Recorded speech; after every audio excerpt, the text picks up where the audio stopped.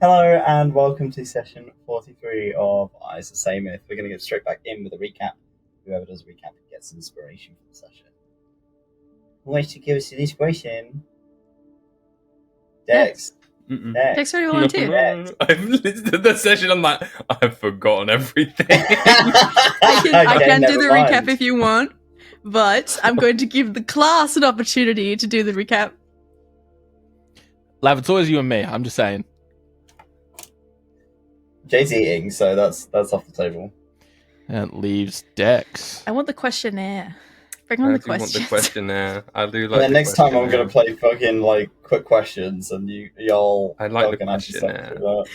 through that. Wait, can we have a DM recap this session? Ooh. Um, We have the Aces You're recap. gonna give Toby the inspiration? I don't Aces remember it. recap after Lyre That's fine. stole his furniture. He took his fucking coffee table, dog, and his What? rug.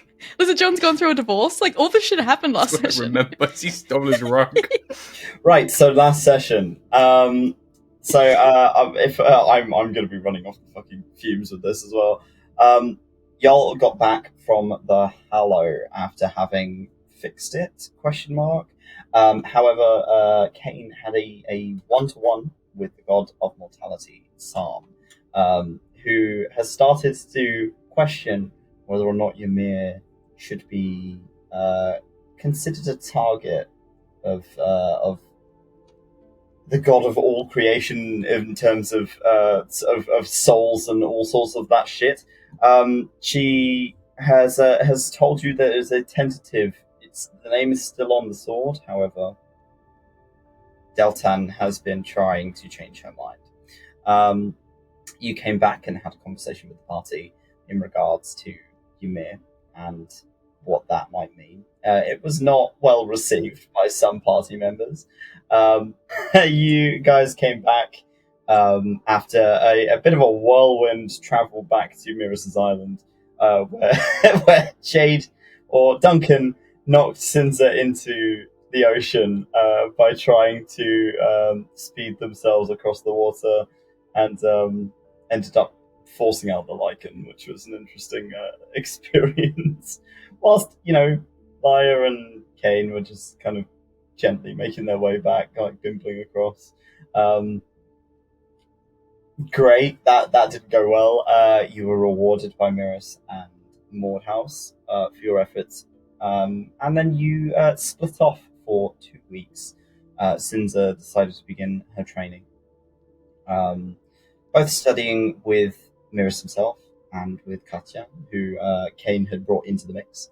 And you were getting better at keeping it under control and being more in the front seat whilst you were piloting the lichen. Lyre was training with Mordhouse, learning how to cast a spell not quite in his repertoire, but has been added to it, Tiny Hut, that may come in useful moving forward, as well as demonstrating his new ability to Mordhouse of creating weave elementals, which may have garnered the attention of the god of magic. As he might have looked back at you and like, why the fuck are you stealing my rug? So you ended that session with all of you kind of coming back together and deciding where you were going moving forward. Whether or not you wanted to teleport from this point, or whether you wanted to try and travel down south. It would take you many months if you travelled on boat, but the boat could move in your stead and you could meet it somewhere if you needed to. You have a capable enough crew. They can, at the very least... Don't look at me like that, Jade. Capable enough crew that they can at least move the ship around without sinking it. And that is where you all currently are. I get inspiration for this session.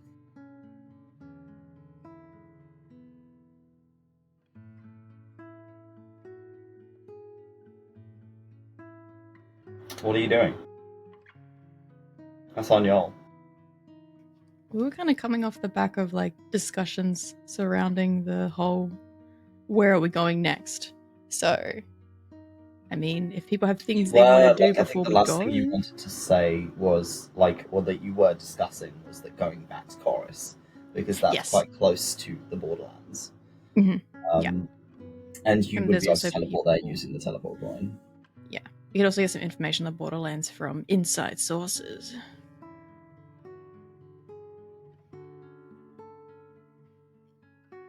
Well, how out of game? Do we want to spend 1 or 2 more days here finalizing or finishing up things that we want to do? Because I think Lav, you mentioned there's a few things you want to do, and I don't want you to feel rushed doing them. I just want to go see Target and just like spend some time Yes. at his grave. But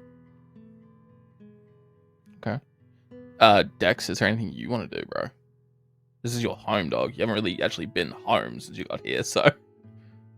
you want to put any locks on your windows? Yeah, I think Cain will She'll spend get some in. time at his house doing some gardening to make sure he has some poison materials with him.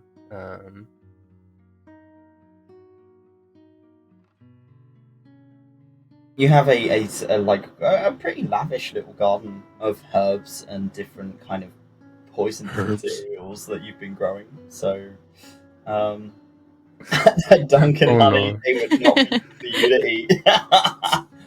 I mean, the two of you could, you're slightly weirder than most people. Maybe you could eat them. You don't know.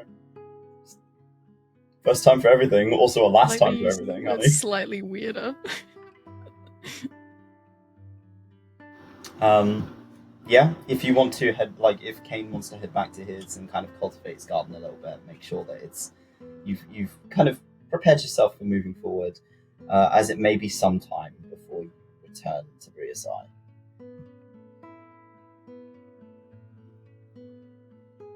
Duncan, is there anything you wanted to do while you were here if you were waiting? You have been selling a variety of things to some of the Lycan. Woo! Well, I'm selling. A handful of them have been more passive than usual, and it might be mostly because of your influence. And you've made a bit of money, but it's been mostly kind of trading. So, what sort of items would Duncan have asked for in trade for that sort of thing?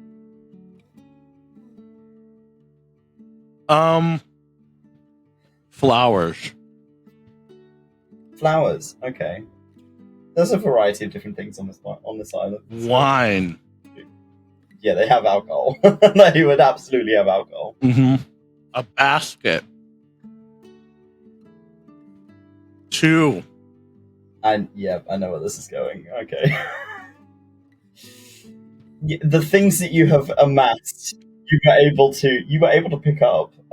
Someone even gave you like a little blanket because you asked for it. You have a blanket, a basket. I'm going to ask my first mate for help on this one. This is a 2-man job. Yeah, Grim's been helping out. Grim doesn't understand why you're asking for these things, but he'll do it because that's what you asked him to do. I'll tell him not to put drugs in the basket. Grim thinks you're getting ripped off, but Okay. I have a plan. Okay. Set it in motion. I'll wait. Because it's going to be ridiculous. And I want to make sure people have their time. Because there's always time for silly.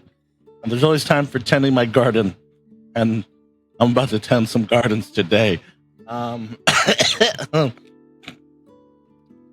mind me. Is Katia still avoiding me, Tobes? So how Just- many I don't days wanna- are you staying here? 1 or 2? 1 or 2. For the next couple of days, Katia's not. Every time she's interacted with you, it's been curt. She has kind of made a few words and then found other things to do and skedaddled Yeah. quickly. Mm-hmm. Okay. Yeah. I try and anytime that I'm like trying to have a conversation with Katia, I try and like see if Cain is nearby. I like look at Cain, look at Katia, look at Cain, look at Katia. Okay. But yeah, she would like to go over to see her brother at some point. She probably asks either Duncan. She will ask Duncan to give her a ride. Oh, very God. hesitantly. But yeah, she will ask Please them. don't throw me in the ocean again. That would be Yeah. bad. Especially considering Cain's not there to calm you down on the other side if it happens again. No, I because threaten him she's with trying to grieve. I won't do it. Damn. Really funny though. After. So we'll follow these two, just for now. As the two of you have to boat your way over back to the hollow. I'm gonna move you onto this map.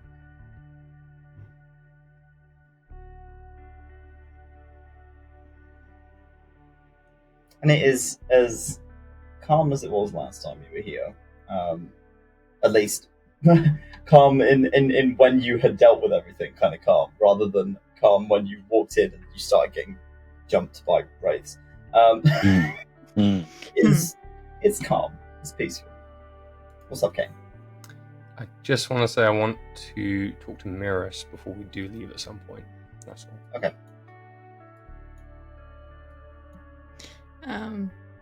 My thing's nothing too intense. It's just paying respects more than anything. Sinza will leave a few kind of small things that she's kind of found along her travels at the grave. Just like a few kind of like maybe sketches that she's done, a couple trinkets, some rocks that she's collected, not Caden's rocks. She kind of creates like a little 3 stack of rocks at the grave for him. And she attempts a prayer to, oh my god, I forgot their god's name. 𝘏𝘪, but she does say a small, very broken prayer that is probably very similar to the one that she said in the temple of like, I don't really know how this works, but I hope that he is resting well, even if he's not with you. I hope that he is happy wherever he is. Sinza, roll me a wisdom. Dog, I'm right next to her, man. Like, run, if Duncan. you don't think I'll shoot her in the face, I fucking will. No, I know. You better. Wolf out. Wisdom. Lizard. It's good. Stop. Okay. You are almost like, it's like a slap in the face of being reminded that he was an oathbreaker. And praying to his god may not look kindly on him, if he was as 𝘏𝘪 had told you, in the Divine Sanctum. You still don't know why he broke his oath, what his oath actually was. And unfortunately there is very little evidence here other than the sword that lay kind of resting across the grave. The blade itself is kind of rusted. It's been left to the elements for a number of years. But it hasn't been disturbed. Nothing's moved it. It's just kind of sunk into the earth somewhat. It's got a couple kind of flowers growing around it. What languages do you speak? I speak Sylvan and Palms. Sylvan and Palms. The common language. It would be in Sylvan. On the sword is a few kind of letters that are semi-faded, semi-covered in rust. So it'll take a bit of cleaning to try and get to see what it says. Kind of wipe it down, try and get some of the rust off, but some of it's quite deep. And it takes you a bit of time, but you're able to read the word champion across the blade. Wait, what? Sorry, was that revealed at all in that was what? Information to you. You never looked at the sword in detail. and now you're here. Oh shit. Oh god. Okay. Are you like Fuck. actively looking at the sword right now? Yeah, Sinza's kind of like hunched over, and you can see as she's kind of like brushing away some of the rust and cleaning it as she, like in a very similar manner that she does her own axe. You see her eyes get very wide, and her ears kind of stick up, like almost pointed upward, like she's very alert. And she's not saying anything, but she just looks like, oh fuck. I also read Sylvan, so I'm gonna look over your shoulder, and I'm just an old pappy here. He's gonna look and be like, "Ah, champion. The brand name?" What? He said champion, so that's all I can read. So is that like a brand name, or is it? Oh, sorry. This is like sponsored by Champion. No,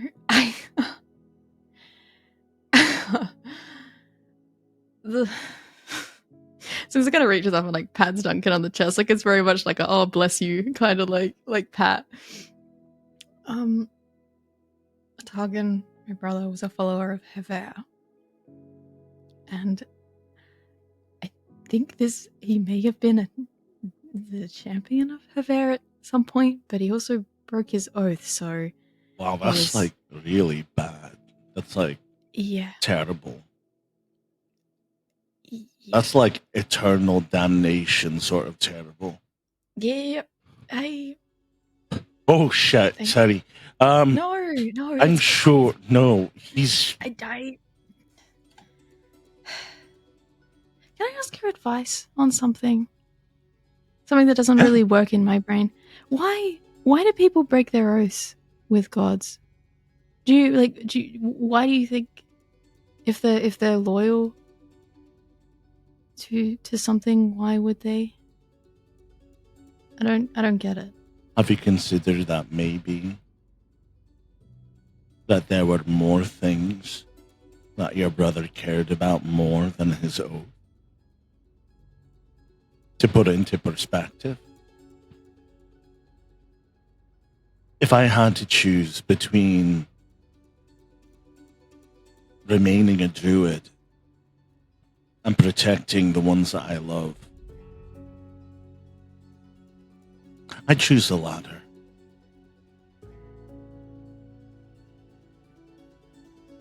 And from the stories I've heard and this, just because you broke an oath does not make you a bad person. Oaths are cut and dry, typically. But people aren't built that way. Their circumstances. For example, are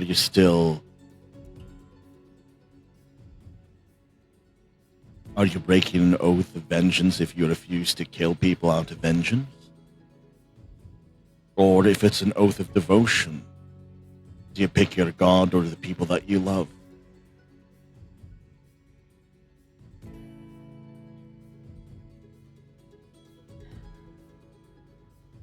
I don't know. Well, if you're still praying and trying to seek a good place for your brother, then I suppose in your heart of hearts you know that he's a good person, and that whatever he did probably wasn't that evil to begin with, or bad. I don't know, lass, you're asking the wrong person. I sometimes sell drugs on my ship. You're very wise, Duncan. I've always found comfort in the words that you offer, even if it's small words. You need some time alone.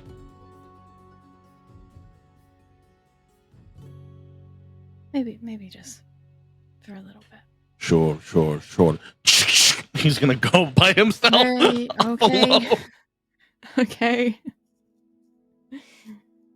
Okay. Sinza, roll me an intelligence check. I was just gonna ask you, Toby. Mm. In my vision with the lichen that the lichen showed me, Targan was running. Wasn't he? Oh boy. Aver is very much a god of you stand your ground, right? Would that be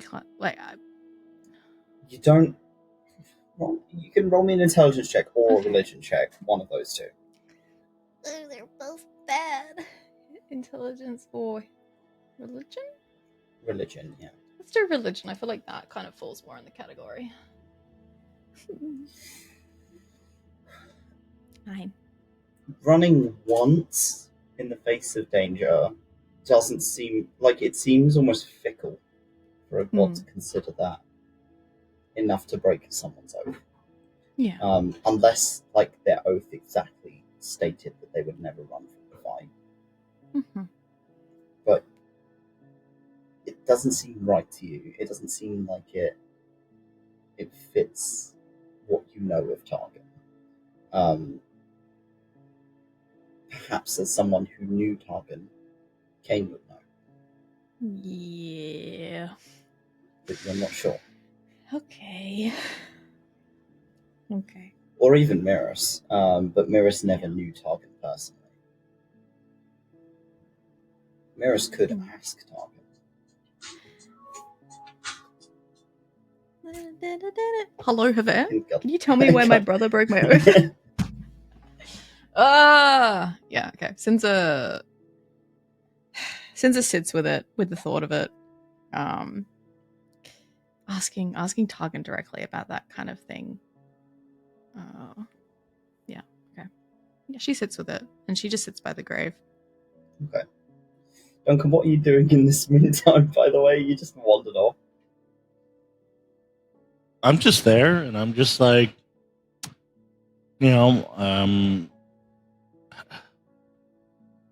someone's having a personal moment. I fucking hate this place because I almost got my cheeks clapped by creatures here.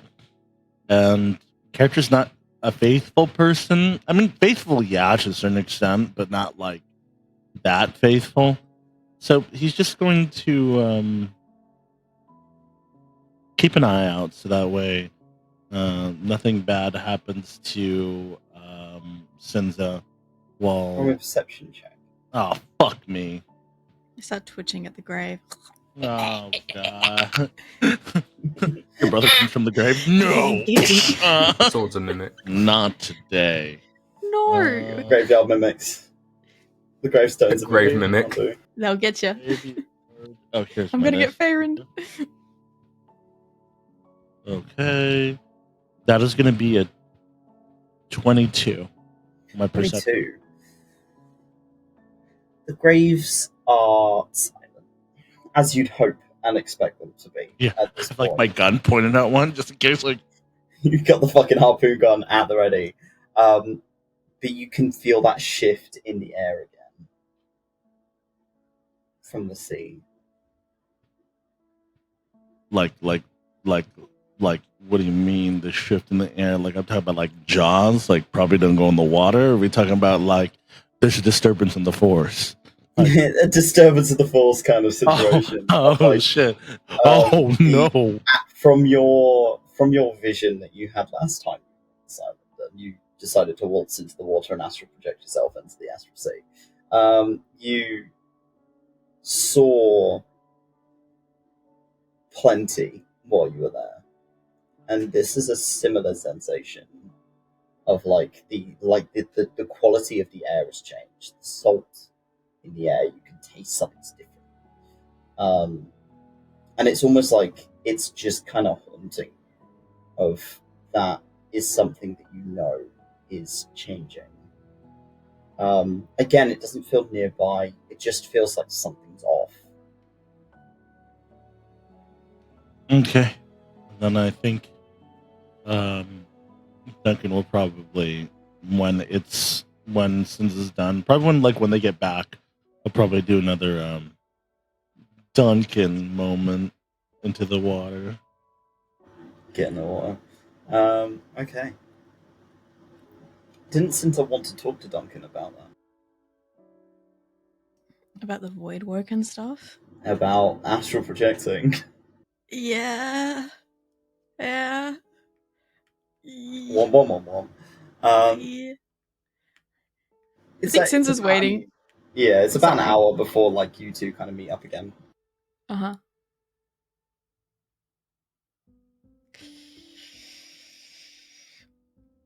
Hi, Duncan. Hi, do you have your moment? Yeah, I'm feeling a bit better. Bit worse, but you know, we out here grieving. Maybe, I suppose, what helps me out in moments like that is a quick dunk. He's thrown me into the water. Cain is not here. And I don't doubt you, but I also might just eat you. That is a possibility. I mean, look, there's conveniently placed graves here. I'm joking. No, don't worry about it. They never find the body, is that what you're saying? My body, no, I'm more than certain you'll kill me, and that's fine. That's deserved. There would be nothing left. Anyway, I wanted to ask you, you work with 𝘏𝘪𝘧𝘵𝘩? Yeah. There was a name that was mentioned in the crypt, 𝘏𝘪𝘬𝘮. Hey. Kind of sounded like a slur, but yeah. Am I allowed to use that? Yes, you're allowed. Don't worry. Do you have a preferred term that I can use? I just heard about it now. No, just go. Yeah. Well, what do you want to know about this being void woke?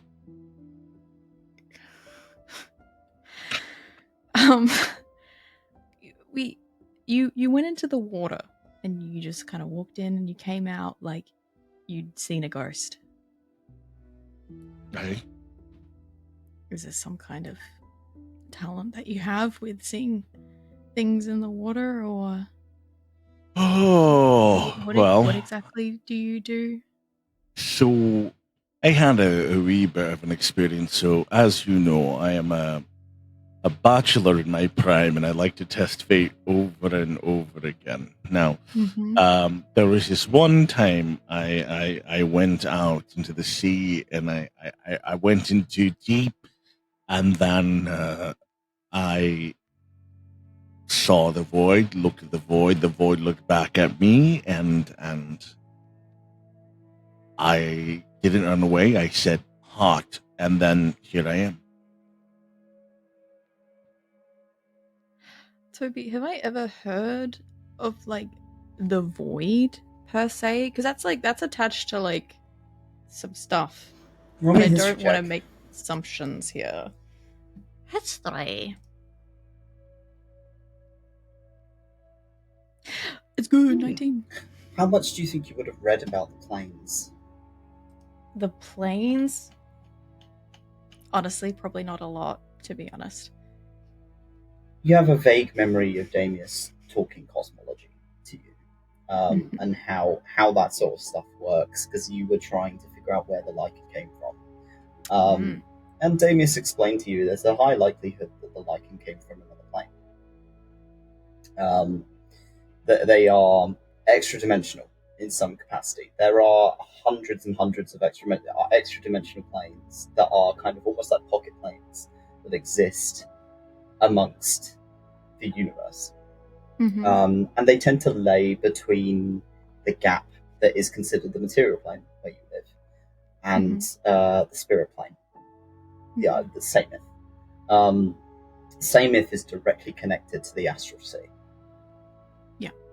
But the only thing stopping from it bleeding together is 𝘏𝘪𝘧𝘵𝘮𝘮. is the line between them. She is the thing holding that gap. And that's why she's important, and that's why people don't fuck with the Fae. Because you know, let go of her, and suddenly the Astral Sea has a way of getting into your plane, leeching in. Yeah. You've heard tales about the Astral Sea, of it just being this kind of big, empty nothingness. But it's got things living in it, and you know enough about angels from your conversations with Lyre. That's where they come from. Yeah. Okay. That is where the sequestered gods are being held captive. Because that's also connected to that's also connected to like Tilo and Warp and stuff, or is that a different plane I'm thinking of? Yeah. Same place. Yeah. Is it unusual that someone like Duncan would enter the void and there be no repercussions? Very. That is unheard of. Your understanding of how that works is that's what happened to 𝘏𝘪𝘀𝘨. But 𝘏𝘏𝘪𝘀 was a normal person, went to the Astral Sea for 10 minutes, came back and was permanently fucked. Yeah, on a timer. Okay. I've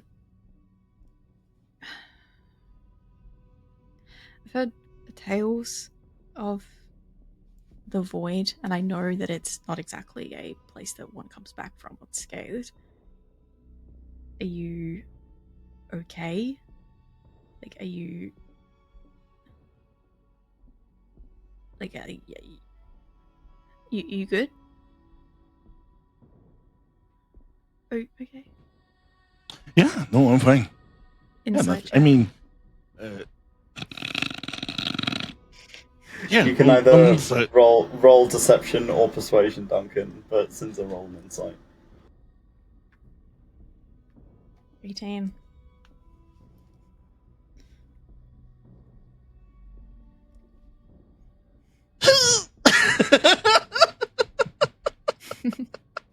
Tell me, Duncan. It's you know, it's... I guess that's why I try and get you to face your fears, you know. Because I'll be honest, when that happened to me, I freaked the fuck out, and then I said it was hot. Yeah, you see a lot of things there, and there's... Tobes, how bad is it? What? The Astral Sea is the embodiment of stasis. Things are not supposed to change there. Like, things do not progress. There is no movement in how they live. They don't die. They don't live. They just live in this nothing in between. When there is change, something's wrong. And when you went there had been pretty major change. You had not seen creatures being able to embody themselves in the astral sea via something on the material plane before, ever. That's not something you've ever seen. Right. Okay, cool. So, creatures in the dark. Ooh. He pauses. It's not something I would recommend. But, like, hey, live your best life, you know. Like, I don't plan on going there at any point. Listen, you know, as the youth say, YOLO, you're only liar once. What? I don't know, I'm trying my best Duncan, here. do you tell her that you saw the white lichen in the Astral Sea? I think it was mentioned when Duncan originally had their like little. Yeah. Logo, Oh yeah, like, yeah, three yeah. figures. I'll You mentioned the Bloody casually. Mother and the white lichen were both there. Yeah, I'll just casually say some level of a form there. Yeah, I'll be like, you know, it's fine. I mean, you know, white lichen, just whatever. You know, it's I could take him.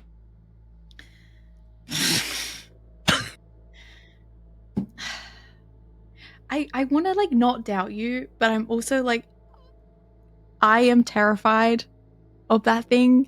So I'm like, No, Sinza, doubt me. So when I inevitably come up on top, get impressed. Lower people's expectations of you. Okay. So I should just be acting more like weak and frail so people think I'm less of a threat? Is that kind of what the situation I don't think is? that's possible for you, Cynthia. No, I'm like 6 something with the horns and stuff, so that kind of adds to the intimidation. I mean, Damius had mentioned that the White Lycan may have been from a different plane of existence, so I'm wondering if these other entities that we're seeing are from another plane of existence and are like drawing energy from something. But it's weird that synthesis isn't there, because like that was kind of the first thing that we were introduced to when we were in 𝘏𝘪𝘨𝘏𝘧𝘢𝘏𝘏. There was this like big plague disease that was kind of spreading, and there was mention of synthesis, which was like undeath. It's like this it was trying to create something that was undead, like you know how vampires and stuff are like they're like the dead, they're undead.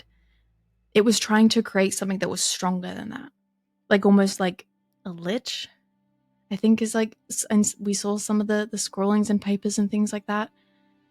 So but then it was also looking for wild magic, and it was trying to like use wild magic to make itself stronger. It was using these like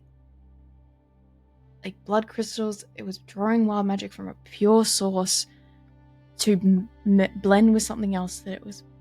Oh no! Get straight over Duncan's head, bless him. He's looking at you. There's just like, word vomiting at you right now.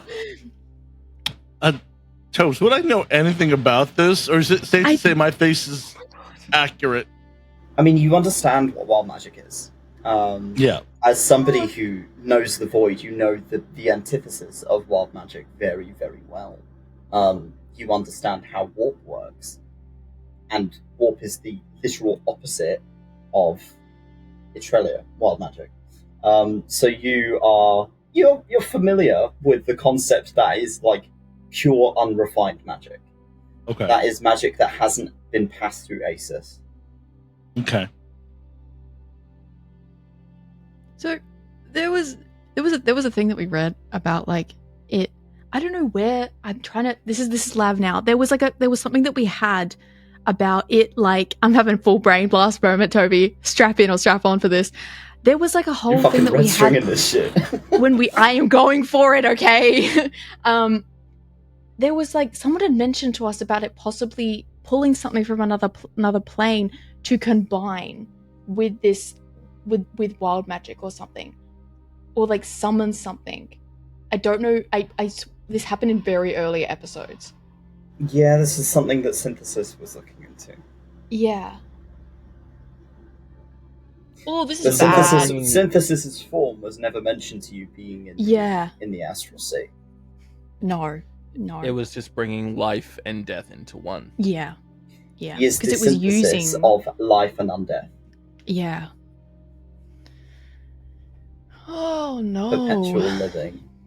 Yeah. So was she like successful? Huh? We kind of got out of there before. Oh no. Yeah, I'm sorry. This is Jade talking because this is Duncan right now. Duncan's fried brain is like you could smell the smoke coming out of his ears. The poor fuck. It's just like that's an awful lot of information you've just thrown at him. It's a meat word for ammo. We left. We just left. They'd made a deal with the vampires in 𝘏𝘪𝘨𝘏𝘧𝘢 because they were the ones that were behind the one of the companies there. Did you not? You guys didn't face that. You guys didn't we just fucking fuck off and leave? Yeah, you just bailed. We did. If you had tried to face that, they would have killed you. They took what they You wanted. are not high enough level for what that. They wanted. They got what they wanted from Cain, and we just left it, and no one's heard from 𝘏𝘓𝘨𝘏𝘧𝘢. We need to talk to I need to talk to Ollie. Oh no. Ollie's Might be dead. worth writing to Ollie at some point. I wrote and he never got back to me. Oh, POV. shit. I'm POV or Ollie. If only someone could talk to Ollie. Because we had I forgot now. What the company that he was a part of, they may know what happened in Sohonos. The one that Grim is a part of. The Dias. The Dias. Yeah. Oh god. Oh no. Okay. Lav, You can see I'm Hello. gonna give you an inspiration because you are fucking Oh! you're doing some big brain things. However, I'll give you a few little tidbits you would have figured out from that string of information. Okay. Grim is a shit. part of the Dias. Grim Yes. wears the same uniform, perhaps. Yeah. Grim knows. Yeah. Damius lives near the Borderlands. The Borderlands is where the Fae Aegis rules over, the Fae of the Wildlands. And Ollie is a child of Aegis. Yeah. Perhaps Damius would have some information, you're not sure. Okay. Anything to do with plane travel, you can Mm-hmm. always ask him as well. Yeah. Oh. Because he may not have travelled the planes, but he knew about them. So he may be able to give you some more information about how planes work. Yeah. Okay. Let's go see Davies. Sinza is kind of like at this point, kind of like sitting on her knees, staring into the dirt as she's like brain blasting everything. And she's just like kind of staring into the dirt with this like squinted look in her eye, like little goat eyes are just like really squinted. Sorry, that was a lot of information for me to just dump on you. I feel like I'm trying to. This is we're fucked. We're fucked. If the void is involved in this, oh shit. Oh fuck. Oh no. Oh no. Okay, it'll be fine. It'll be fine. If we may need to speak to Sarah about this also. Oh no, this is bad. No. You'll be en route if you go down that way. Yeah. You probably have to then travel on boat/foot. Yeah, to get across. To get across. It shouldn't be a particularly difficult travel between Corris and the Whisperfields, but you will need a boat. So at the very least, you can then wait until the boat's been brought round. Yeah. But it will take some time because that is one hell of a travel. Okay, I'm gonna stop talking now. I've red stringed the fuck out of this campaign. Whilst you are like trying to piece this together, and poor Duncan is just like at you. We're gonna go back to Lyre and Cain. What have the two of you been doing for the last 2 days?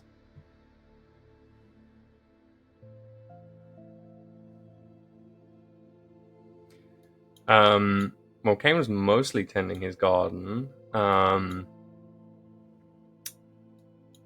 He did want to go speak to Mirrors at some point. Was Lyre doing anything during that period? You do your thing, buddy. I'll have a think about what Lyre's doing. Yeah, I'll go. He's around if you need him, though. So I'll have a chat with Mirrors. So you meet with Mirrors, who is he's lying amongst the roses in his on his island. Mordhouse is sat next to him and is whittling something. As you make your way up and kind of sit down next to them, Mirrors doesn't sit up and is staring at the sky. Not that he can see it. It's about midday when you are settled down with him, and as you look up, you can see the shadow in the distance of the ring that carves up a line in the sky above you. The silhouette of it. And the sun kind of passes behind it intermittently.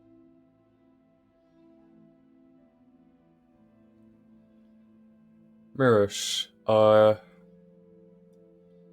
do you have a moment for a bit of serious talk? Does it look like I'm busy? I mean, recreational time can also be busy if it's important to you. I don't really do an awful lot here. I don't need to. What do you need? I'm wondering, how much do you know about 𝘞𝘏𝘭𝘤, the town? I know about it, but I don't know much about what it's like. Marissa's head turns to kind of look in your direction briefly. The closest I've been to 𝘞𝘏𝘏 was the Romanian border, near the entrance to the Underdark. One of them. There are a number of them, but the northmost entrance to the Underdark is the furthest north I have been. And he turns his head back to Mordhaus, who is still whittling. Have you ever travelled there? Many years ago. Many years.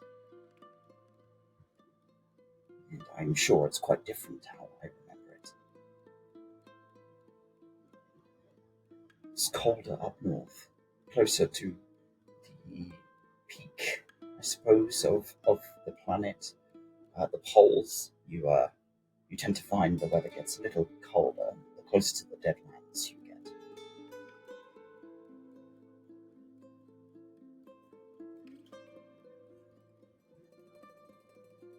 Is there something specific you wanted to know about me?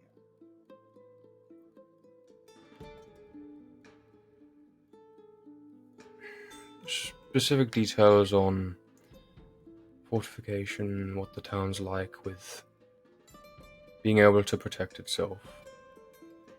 I have heard news that the Lycan is hiding in the Deadlands. It's not unsurprising. Of course, it would travel somewhere that most people cannot travel. It is a safety net, I suppose. However, what is it going to hunt in the Deadlands? And there's a frown on Marissa's face for a moment as you notice he's kind of thinking. Maybe it doesn't need to hunt.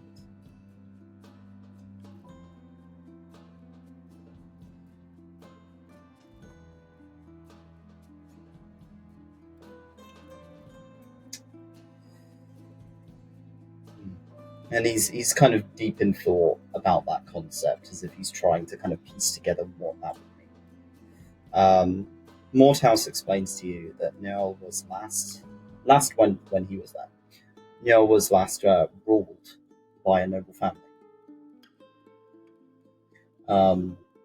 It was effectively taken care of by a noble family, rather than having a ruler like a mayor or a king or anything along those lines. It was run small, like it wasn't exactly a city. It was closer to a town. It was still large, but it was managed by the philanthropy of elites,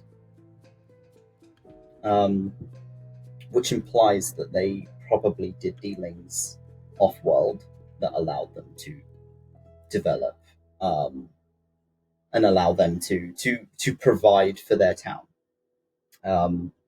Mordhaus explains that since that point, especially given that the ring has made such developments recently, that there's probably a likelihood that if that family is still in charge, that 𝘞𝘏𝘏 is well protected. And if it was considered useful to the White Wolf, that the White Wolf would have sent the pack to protect it.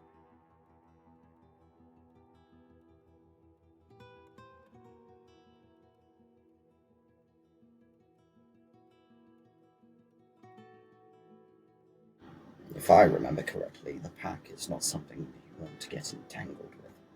No, it's not.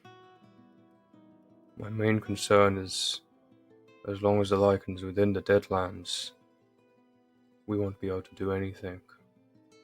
And if it doesn't need to hunt, then there's not really much we can do to lure it out. There has been an influx recently of turned. In the last few years, we've had more people join the Kindred of Ash than we've had in almost a century. Which implies it will not live there for long. It's moving in and out of that. It's using it as a safe zone. At the start of this fluctuation, do we know where the locations are people have been turned? Katya was one of our newest. She was from the Temple of the Three, which is far south. I'm wondering, this is again a speculation. Either we understand that the Lycan can move fast, but that is beyond fast. I think it might be teleporting, using some level of something magic. would have noticed it if it just travelled on foot. Something or someone. We have enough contacts around Sif that someone would have told us if it was moving from the Deadlands all the way down south towards the other pole.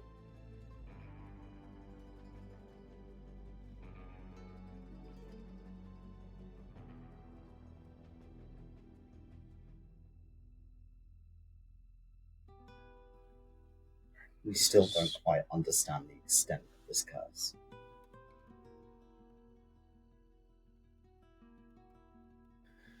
I thought maybe they were making a bit of headway with it, but I think the We're Lycan learning still how to manage it. how to manage. But for my duty, I think it's still a bit out of reach to deal with the Lycan right now. You said you have 3 targets. 4 targets? How many? I have 4. Who out of those targets is closest? It's likely the Bloodied Mother, as far as I could think of. I don't know the locations of all of them.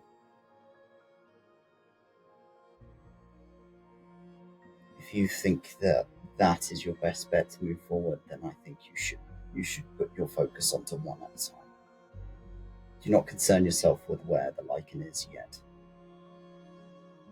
If we can find a way to pin her down, keep her away from the Deadlands, or even keep her in the Deadlands and find a way for you and your party to travel there safely.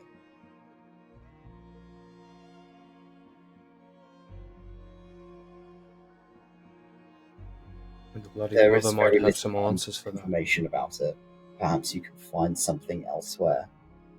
Perhaps even on the ring, they have information about the Deadlands. They can see the Deadlands from above. Maybe they know more than we do.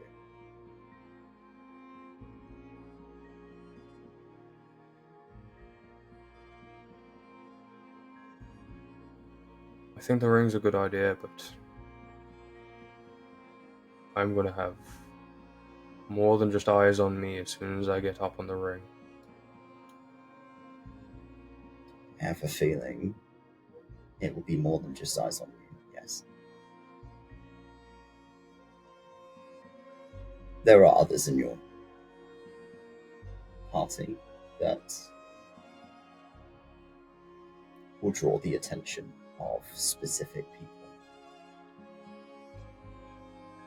Mordhouse kind of tilts his head as Mira says that. You know that Mr. Lyre is perfectly capable.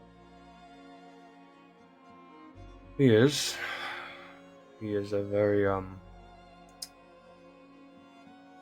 bit of an eccentric mage, but most of them are. Capable makes him a threat.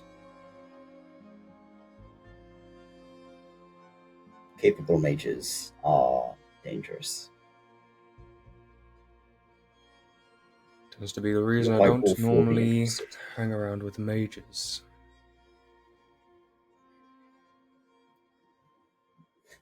Mordhouse kind of bows his head slightly as if he understands that. There are others like Mr. Lyre on the ring.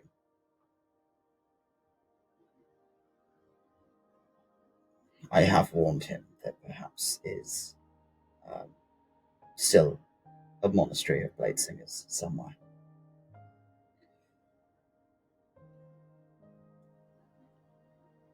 I think as much That's as the the ring beast. would be good for his studies and learning, I do fear his ambition will outpace his morality in a place like that.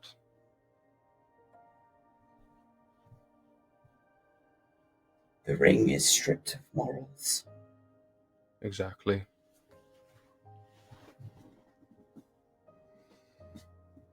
In a world where people have more power than sense, it's kill or be killed.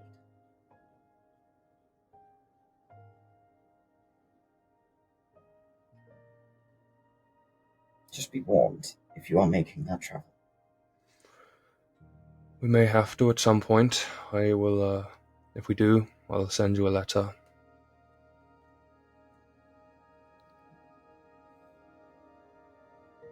I'm sorry I could not provide more information. No, you've provided enough, and the talk was good. I'll just have to talk with the others now. If you need to write to me, you know you can. Aye, always. He sits up. Nearest kind of pushes himself up out of the flowers. You can see the kind of dull shimmer of magic across his body, that he is protecting himself from the sun. And he looks at you. If my situation changes, I will let you know. I fear if we start traveling after the 𝘋𝘵𝘮, if she gets enough information from what Sinza has suggested to try, that Bria Scye will fall, and I will die before any of my lichens fall.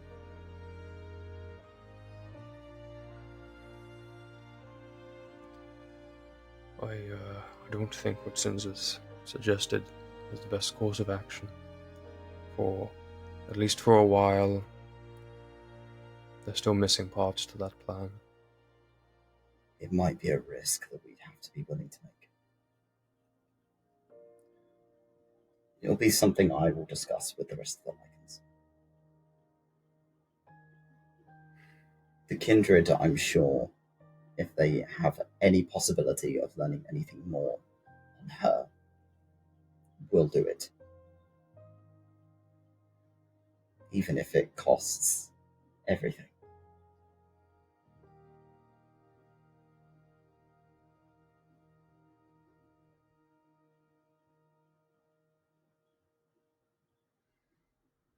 And with you helping her, I'm hoping at least at some point, if this curse is to finally end, that you'll be there to support her.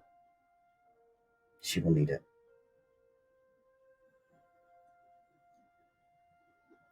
When you're born in a burning house, you think the whole world's on fire.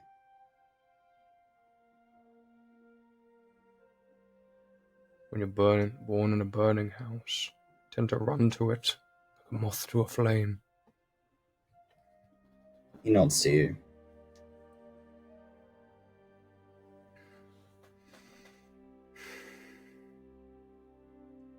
If there's anything else you need before you leave, just take it. I'll get preparations and should be leaving, and possibly later today or tomorrow I'll have to talk to the others. He nods. With that, we are going to switch over to Lyre and see what Lyre's been up to. Hello.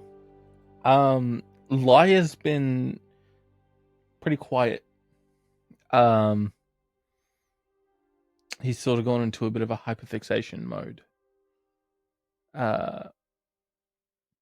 When he returns from training with the Mordhouse,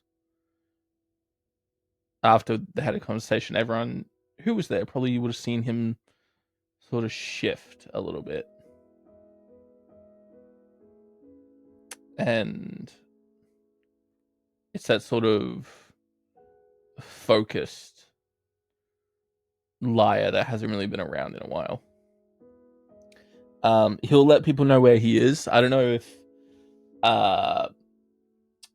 Miras's Isle is where he could sort of find some space to train, or if there's a close isle nearby he could visit to sort of work on things. But you could go to the Lycan's Isle where Cain lives, but you will notice that there will be people watching you. There will be people of interest, or people who are interested in what you're doing, because they don't see someone like you very often. And Katya will be making herself present quite often if you are over there, just so she can sit and watch. Okay. Yeah, if they're not gonna get a bit weird at Lyre being there, because he doesn't understand their behaviors. He's only experienced Sinza, so that's all he really knows. But if Cain reassures him, he'll head over there. And Lyre's training, not really with magic, but striking.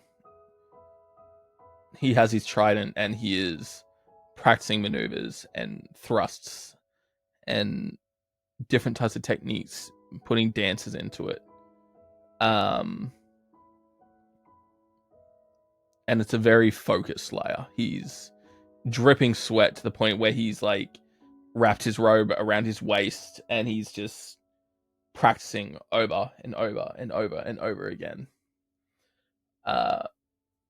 At the end of the first night, just before the sun sets, he will probably lean against a tree sitting down, and he's just in his book drawing.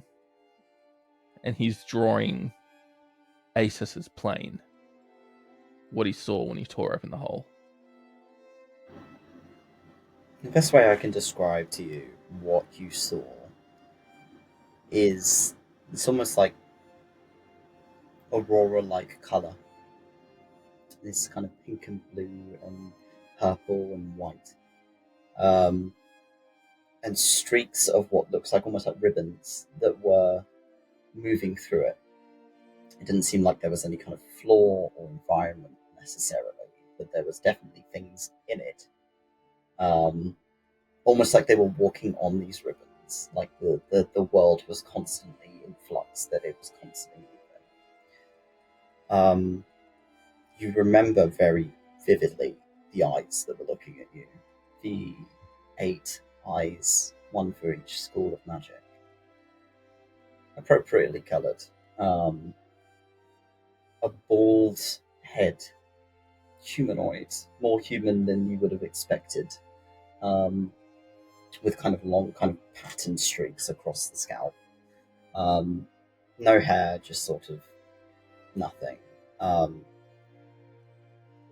It was just the face, really, that you got. You didn't see any other features that would have been obvious to you in that moment. But you feel a presence kind of sitting down next to you as you're drawing, and is kind of peering over and looking into your book. She's crossed her legs next to you and is kind of sitting patiently, waiting for you to talk, rather than her breaking the silence because you seem focused. He'll probably be drawing for another 10 minutes after she sat down. And then he'll just stop and... Hello, Katya. Hello.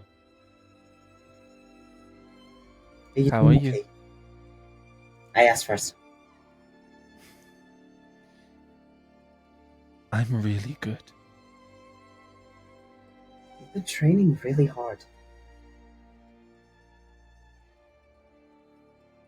Yeah.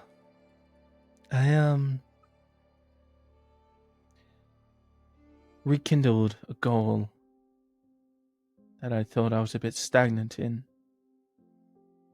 And now I'm curious what else I can do. Do you mind if I touch you? I'm sorry? Do you mind if I touch you? Are you okay with touch? That's fine. She pulls out a little cloth and starts to wipe some of the sweat off of your arm and like down the side of your face. You're dripping, darling. Sorry. I've sort of been around Sinza and an old friend named Caden for a while, so I wanted to try and recreate the moves they can do. You mean Cain? No, Caden. Caden. Did they not come with you? No. We lost Caden. He passed away. I'm sorry to hear that. It's okay. That big burly ball man is watching. I know.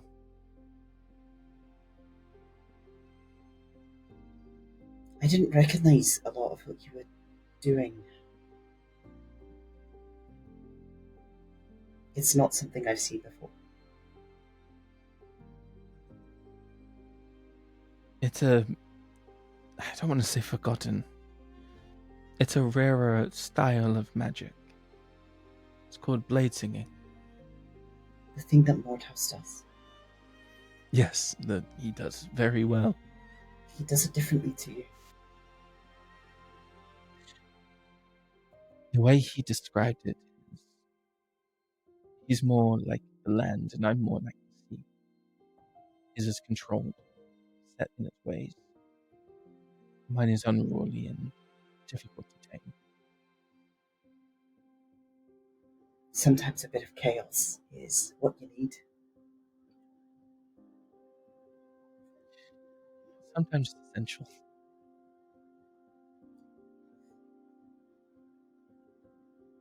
I could try and show you some things. You I want to don't think spar? they're half as fancy as yours, though. If you want to spar.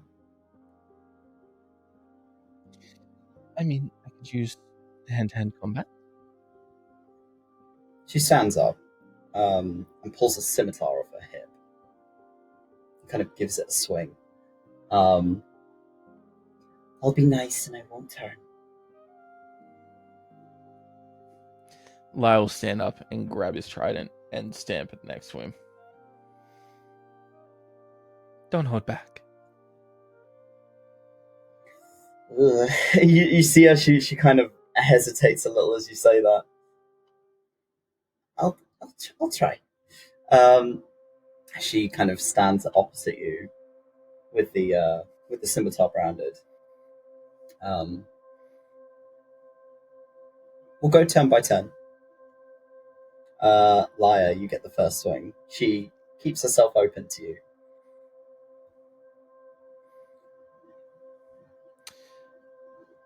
Lyre will sort of cock his head a little bit.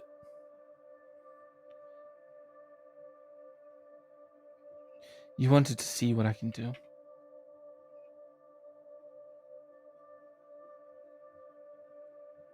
Alright. Lyre will tap his trident and activate his blade song.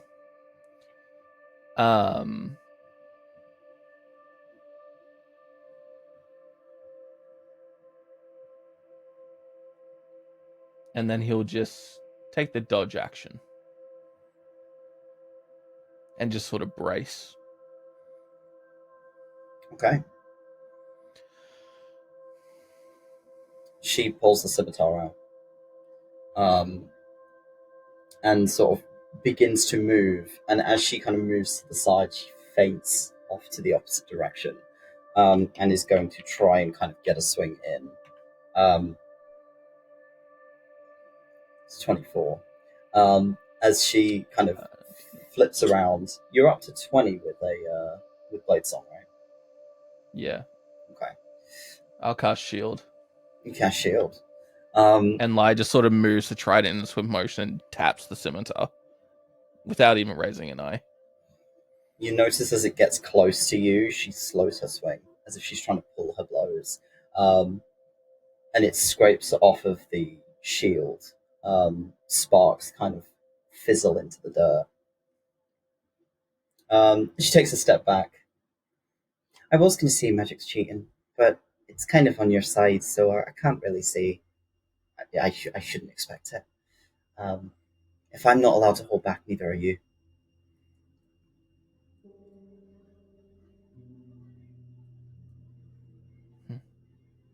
Go on then. Lyre seems distracted, and it's obvious. He's going to spin his trident and throw it, but he's not going to aim at her. He's going to aim at the tree behind her. So it digs into the tree. Roll to hit.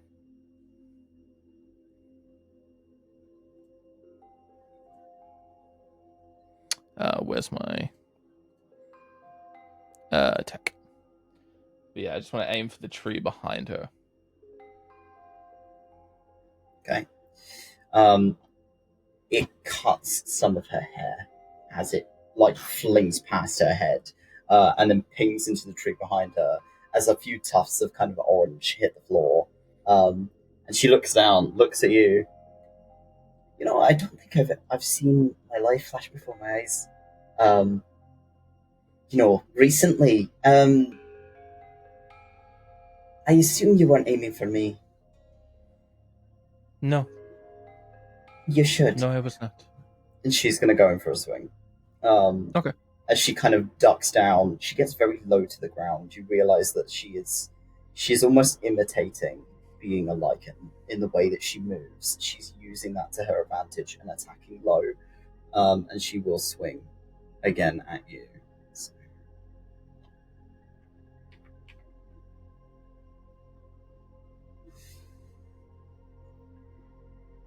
And she goes for the ankles as she swings down, and she carves kind of a line through your boot, but it doesn't hit skin. She is again still kind of partially pulling at blows, as she kind of swings out from behind you, almost like rotates herself on her heel. No magic this time. Lyre doesn't answer.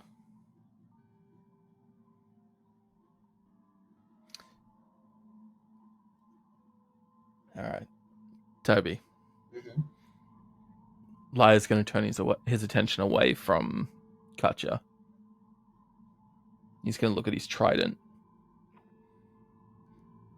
Can I see the strand between me and the trident? With enough focus.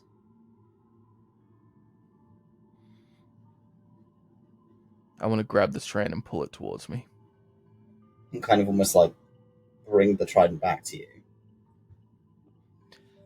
He takes sort of the stances that he's been doing in his training, the thrusting, the pointed bits, and he sort of takes a stance, reaches his hand out and tries to wrap it in his hand. And he's just going to try and pull it. It takes a few attempts of you trying to grasp it as if it's this ethereal thread. And it will take your bonus action. That's fine. As you tug. And you watch as it initially just kind of shunts slightly out of the tree. You tug again, and it pulls a little bit further. It is getting quite deep into the bark. And Katja's watching behind you with interest. As you kind of yank as hard as you possibly can. And suddenly the trident is moving very quickly towards you. Okay. Lyre's going to let it fly by him. He's sort of going to jump up and over it and grip onto the sort of the neck where the three prongs begin to turn out. He's going to land and jut towards Katja's neck, stopping just before it. Roll me 2 hits, please. Do you want me to target? Yeah, Just so it's... you do not need to. Okay.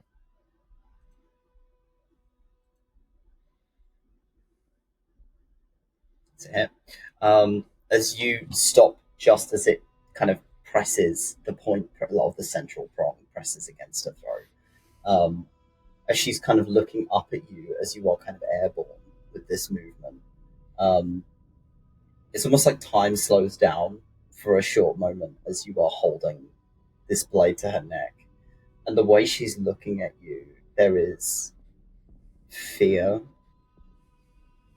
There is excitement. She seems like she's excited, like there is this kind of finally somebody who's worth my time. And in that moment, you watch as she's kind of pulling the scimitar up to knock the trident away.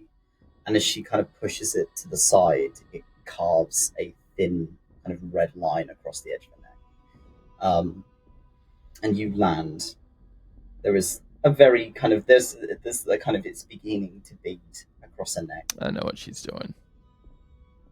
And she's watching you, and you're watching the kind of whites of her sclera turn dark. She's got the smile on her face.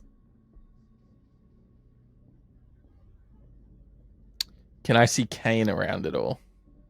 Cain's in his house at the moment.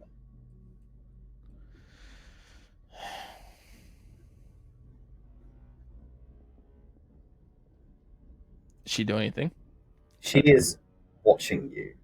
And the look you're used to Katya giving you has now turned it into a predator looking at its prey. And she's smiling. This is fun.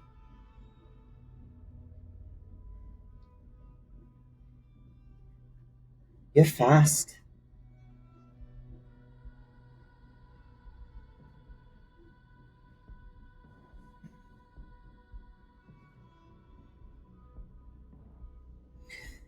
You're fast. But I'm faster.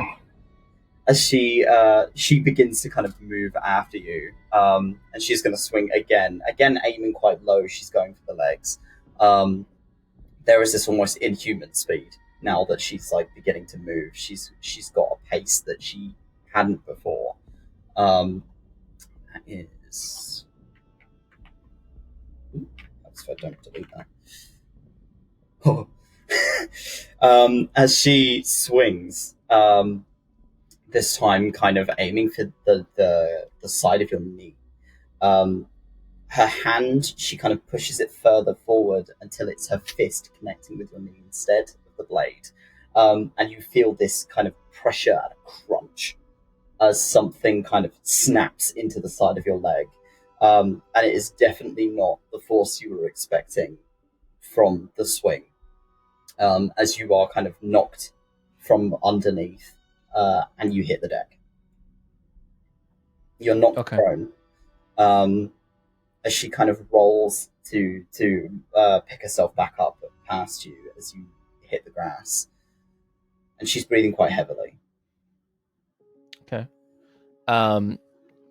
As Lyre hits the ground, as she goes to turn, I'm going to cast Misty Step and appear behind her. Oh my god. And just... Oh shit, there.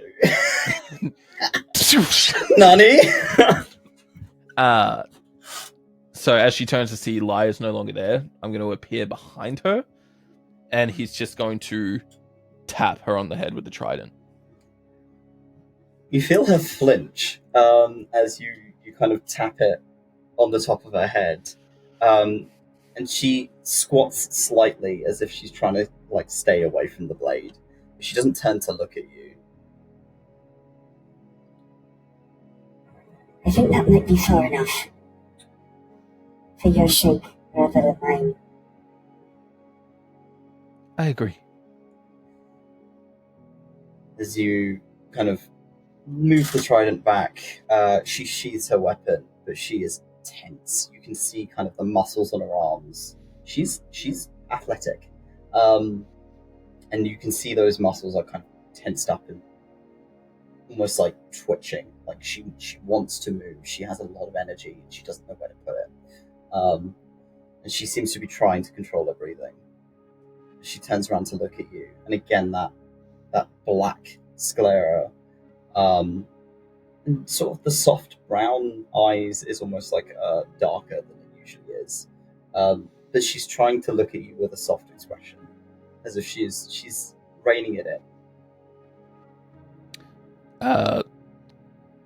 Lyre will sort of sit and give me your hand. She hesitates. Trust me. She offers her hand to you. He'll grab her wrist and place it on his heart. Match my breathing. Take your time. And Lyre is calm. He's not out of breath.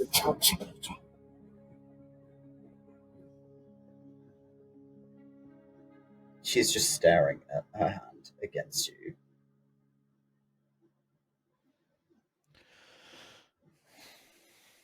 I'm still trying to get this under control. I trust you. Thinks I'm better than this.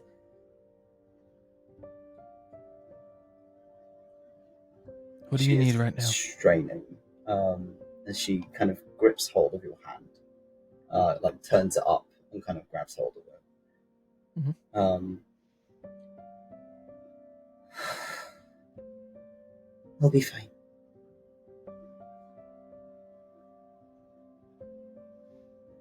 I probably shouldn't have offered. It was fun though. You're very talented. So are you. I hear A you're lot more to learn. the island soon. Tonight or tomorrow, I believe. I need to check in with a few people as well. Are you gonna come back? I mean, I believe so. Plus, I promised I'd write to you. She smiles as you remember that. Okay. The other Lycan don't really like me very much. I'm not sure my Lycan likes me much either. Sinza's a good one.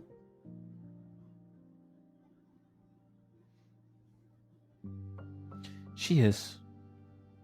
She's got a long way to go. She does. So do I. It takes time. It's not easy when you've got two things living in your brain. I understand that. Try and think of it like that.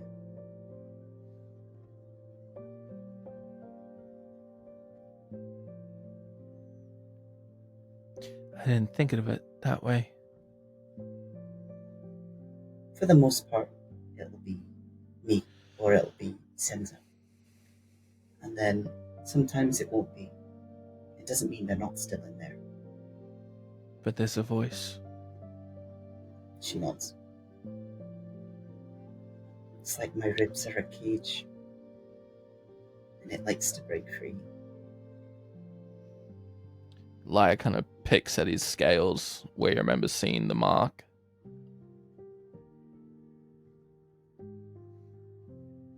I'll keep Sinza safe. I'm sure having you by her side will be good. She's lucky. Yeah. I mean, I have my moments. You watch as she kind of is looking at you, then looking at the floor, then looking at her hands in your hands. And she pulls your hand towards her and kind of gently places a kiss on the back of your knuckles. And then presses your knuckles to her forehead. And you recognize that as something that druids do. And that is a respect. is like pressing something to your forehead of somebody else is a respect. And she kind of lowers your hand and lets go of it. Even though neither of us really believe in them, I hope the gods are kind to you.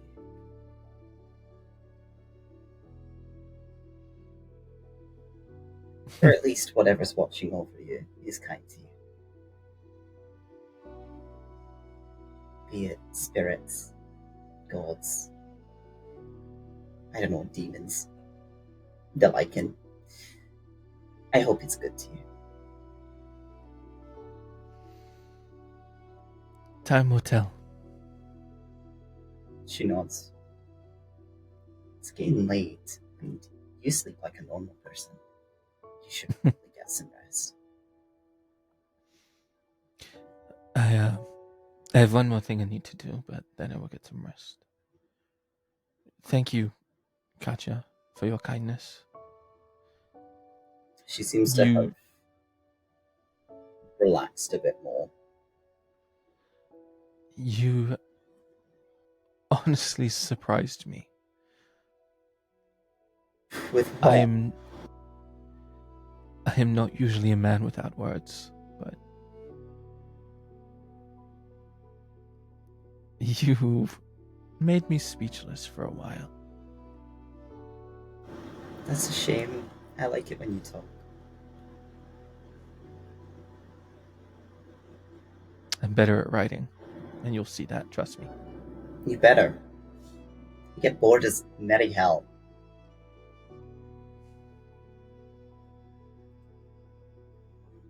Oh. Lyre's gonna reach into his cloak and activate it. And I'm gonna cast Druidcraft. And there were flowers up on the mountain, weren't there? He's gonna Druidcraft one of those flowers and pull it out. And hold it out to her. She takes it. I've never seen one like this before. They're at the top of the Aces Ridge. Very rare. You're a far traveler. Hope to go further. You will. You're pretty good at drawing too. Maybe you should draw me what you see so I can see it through your eyes. I can do that. She tucks the flower in her hair. Do I look pretty? You look beautiful. She starts to go red. Okay, well, you should get some rest. Good night, Mr. Lyre. Good night, Miss Katja. And she heads off into the dark and leaves you be. Last thing I want to do, sorry guys. I want to cast Sending. And I'm going to send a message to Genka. Okay. Genka. We took care of the executioner. The grove is safe. Any word on the ring? The invitations? We might be heading south? We'll update soon. The invitations have arrived. I will be waiting for you when you return to the Aces Ridge. That's all you get.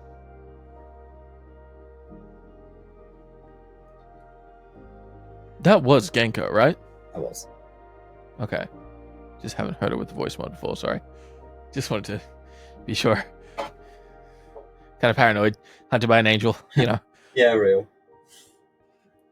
You get a confirmation and that you have had formal advice. Alright.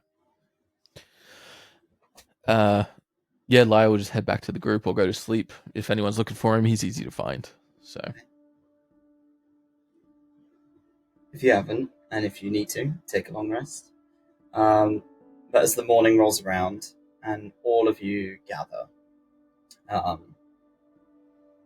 you make yourselves present on Miras's Isle.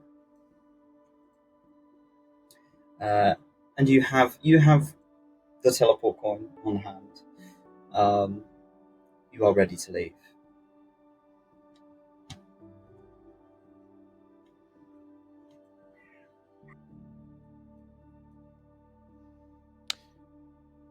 Lyre will walk up to Mordhouse and extend a hand first thing. He takes it. He's got a strong grip for an old man. Thank you for teaching me. Thank you for giving me some hope that there's still someone like me out there.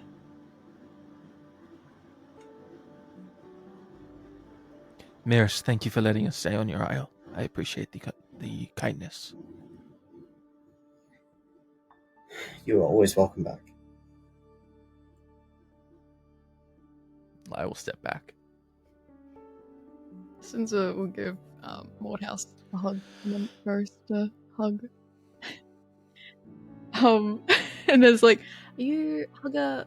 I'm probably not, but Miris isn't looking at you, but he opens his arms as if you're in front of him. You've been she but he gives him can't the look. biggest hug. Like it's probably a little bit too tight. She gives him the biggest hug. And she's like, thank Yeah. you. Sorry, yep. I just realigned your spine. I'm sorry. I'm a hugger. I'm getting old. I don't. As he's Staring at 40. What do you mean? Scrungly little Asimov. If you need anything, just write. We'll see what we can do. If I attempt to do anything from what we discussed, I'll make sure I give you pre-warning. Thank you. I know how much this place means to you. I wouldn't dare threaten it. I think with us on the hunt for her finally, and something a little more stable than we've tried before, we're at risk whether we like it or not. Might be worth. I don't know if the Lycan can try and keep her out, but she can share memories. Maybe she can look into our minds as well. Both Miris and Mordhouse look skeptical. Mordhouse will offer a hand to Duncan. It's been a pleasure, Captain. You're muted, love. Sorry. Been a pleasure. Oh, Duncan. It's been quite a pleasure too. Yeah. I hope I didn't cause too many problems with your ship not being able to moor closer. No, don't worry about it. I learned how to reverse park, I guess. Parallel parking with the ship, yeah. And Miris will also offer you a hand. I hope you're able to find what you're seeking. Talking to Duncan. Mm-hmm. He's gonna look back to the party. It found me.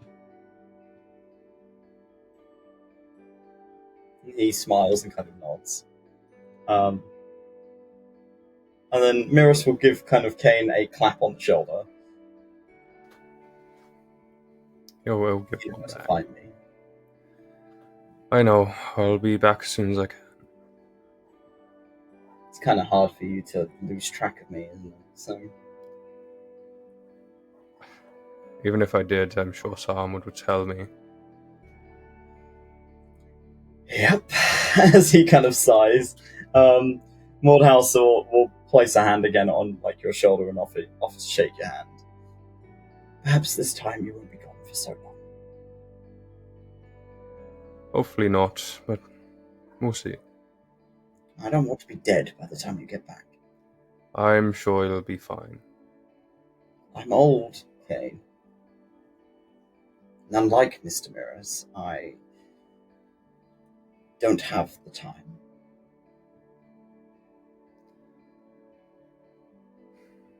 None of us do it. But I'll be back as soon as I can. Keep yourself safe.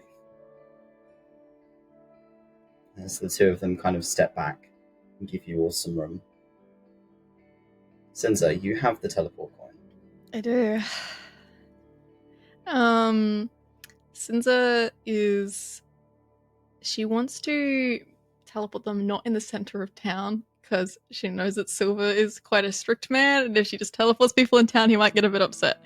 So she wants to put them on maybe a field on the outskirts of town so they can kind of make their way in. So she kind of imagines the fields in her mind. Probably the fields she used to sit in when she was like, first coming to it. Yeah. Recovering, yeah. It wasn't like you know the area around Corris quite well. So you kind of imagine that, and as you flick the coin into the air and it begins to kind of rotate as it hits the floor, that pattern kind of burns into the grass. And all of you in a blink are shunted out of this space. And the generally cool kind of sea air vanishes instantly. As you all kind of come to pretty much on the edge of a jungle, in farming fields. There's mud beneath your feet. You are met with a very spooked farmer who runs at the sight of you and immediately begins to kind of pelt it across the field like as you have just appeared and scared the fucking daylights out of this poor guy. Jade. Can I make this worse? Oh god. I don't think Duncan's fully used to his teleportation thingy, and I genuinely think Duncan is like zoned out for a second. It's like, I have baskets to give out, the baskets, and then suddenly teleported. I think he'd like basically. Have you ever seen Hoodwinked? Yeah. The lumberjack flies through the window and like, ah! That's Duncan. First into the mud. Yeah, he's not expecting his feet to land, so he just eats shit. Eat shit, face first, gun out. Ah! He's just like, like panicking. Yeah. Oh, Like Muscle Man. We're gonna take a break. we'll be back in 10 minutes. We'll see you in a little bit. Lizard. Bye. Lizard.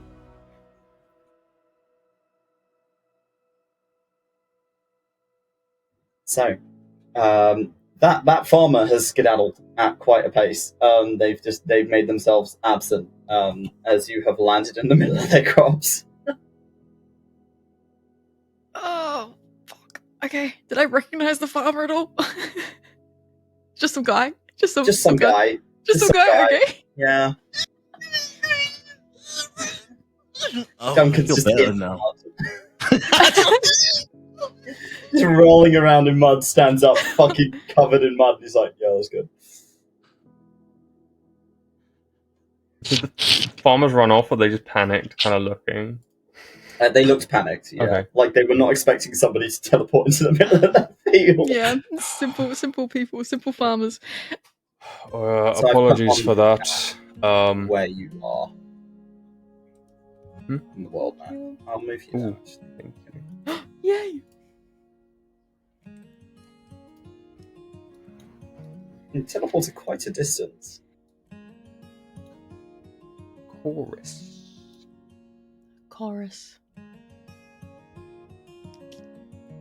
But you can see for a good stretch, there is a lot of kind of thick tree line here. But in the patches that are not covered by the canopy are larger open fields. Where they're growing a variety of different crops, mostly kind of wheats and other kind of root vegetables and stuff like that. Seems that this is generally a farming town. And you can see in the distance there is a kind of almost like a twisted wooden archway that generally implies that is the entrance to town. A couple of lit lanterns that are hanging. What time of day is it? What day is it? Oh, What no, time okay. of day? Is it like Time morning, of day. afternoon? It will be Yeah, in the sorry. morning. Yeah. Okay, cool. Okay. Did we damage any crops when we teleported in? Yeah, What have you done? I mean, Duncan certainly did because he rolled around. At He the rolled box, around. So there's like some Poor trampled Farmer hay. P. It's ruined for Um, the year. How could you? Duncan, do you mind not doing any more damage? Sorry, I'm not used to the teleporting thing, so I know I'm, it's very uneasy on the stomach. I have sea legs, not Not just gonna land legs? pick up a piece of like. legs. Teleport legs. I don't have teleporting legs, so I I'll should get hope the not. I'll get the hang of it. Don't worry. Alright. That's, Do you need a hand no, up? that's good. No, I yeah. He's gonna No, he's gonna grab him like the full fucking forearm, kind of grab, give him a hand up. Okay. Oh, Wait, hold on. If Duncan like does Cain? Cain gets You feeling get sick. queasy? Yeah. I'm good. Just You look paler than usual. I don't think that's possible. Just if one of us is feeling sick, I'm gonna start feeling sick. You're like a don't different worry, shade of Cain. grey. I know how to treat this. I'm gonna grab my food from my pouch. Oh no! Please don't poison yourself before we get in here. I'm so glad empathy is just feelings and not taste. If you feel poisoned, you're gonna act. You're poisoned. gonna feel very sick if you're gonna feel what Duncan feels when he goes to What's Duncan anaphylaxis. reaching for? Can I try and stop him from going to anaphylaxis before he eats it? If I've seen him do Yeah, this before. Duncan, stop wait, me. wait. What is that? No, stop! She like grabs his hand and Duncan. pulls it away. Give it to me! Give me! While this is Give me that! happening, Cain is gonna walk away to the farmer. But excuse me, He there. is long gone. He Oh, ran He's away, gone, dude. man. Town. He's gone. Fucking man pelted back into town. He was like, "Nah, I ain't touching I'm that." gonna come out with pitchforks and torches. Fuck. Okay. Burn the witch. Okay. I see everyone Duncan, else You, I nearby. have- see, you can see distantly, like he's talking to people at the gate. I'm heading and towards pointing. him. I'm heading towards him. Mm-hmm. I'm walking towards him. You're just walking across the I'm gonna field. wave I'm not walking menacingly, While Sinza is If I wrestling don't Duncan. wave, people are gonna think he's off to kill someone. What are you rolling for? See if I can pull it from Duncan's You're a hand. barbarian. Why aren't you strong? Yeah, what Beat the fuck? fish. You have inspiration. Duncan has a surprisingly strong grip. You have I'm not inspiration. using my advantage on this. Work hard for that, okay? Let I it go. brain. Put it down. I have rations on me. You don't need to poison yourself. Oh. Since it's gonna start pulling Duncan towards the gate. This is going to be an image of like what God. they're seeing come at them. Hello, I'm we're s- honest company. Like, I'm still covered in mud. Mhm. I have a 17 anaphylaxis kicking in. He has managed to shovel something into his gob. And he's already beginning to swell up, and you're like still trying to wrestle most of it off him. Yep. Yep. Yeah, the more you wrestle, the more I'm just gonna eat. So, Cain and Lyre, you two are the first two to kind of make it to the border of town. As these two have kind of stayed behind somewhat Wrestling in the mud. whilst they are wrestling in the mud. And you can see that like the concern has mostly dispersed. But you are met with a small town with a large statue in its center with a fountain. Most of the buildings here are thatch, kind of put together buildings made mostly of wood and some pieces of stone. It seems relatively quaint, but goes on in between kind of back alleys further from this point than you can see. So it's decently sized. There seems to be a rather decent population here. There's a tavern to one side called the Beast's Arms, with a sign kind of swinging out from the outside. You can see a variety of kind of different people, and as you walk in, you immediately see a woman with kind of thick, short dreads, dark skin, kind of wearing almost like a little, like pale blue shirt and some suspenders. And she waves at you as you walk in. It's like, company? New people? Hello. Hi. New company. He's gonna look over to Sinza and point. She's been here before, apparently. How far behind is Sinza right now with Duncan? She's probably He's still wiping in the some of field. the dirt out of her like fur and He's just making her dragging way up. Duncan She's by kind the of arm, limping mate. a little bit after the scuffle. This woman kind of pouts, and you watch as a giant, like 7-foot, fur-covered bugbear walks up next to her. He's got a little straw hat on and a pair of dungarees, and is kind of squinting at you. It's like, it's alright, honey. It's just new people. Visitors. You know? Visitors. And he just kind of looks at them like,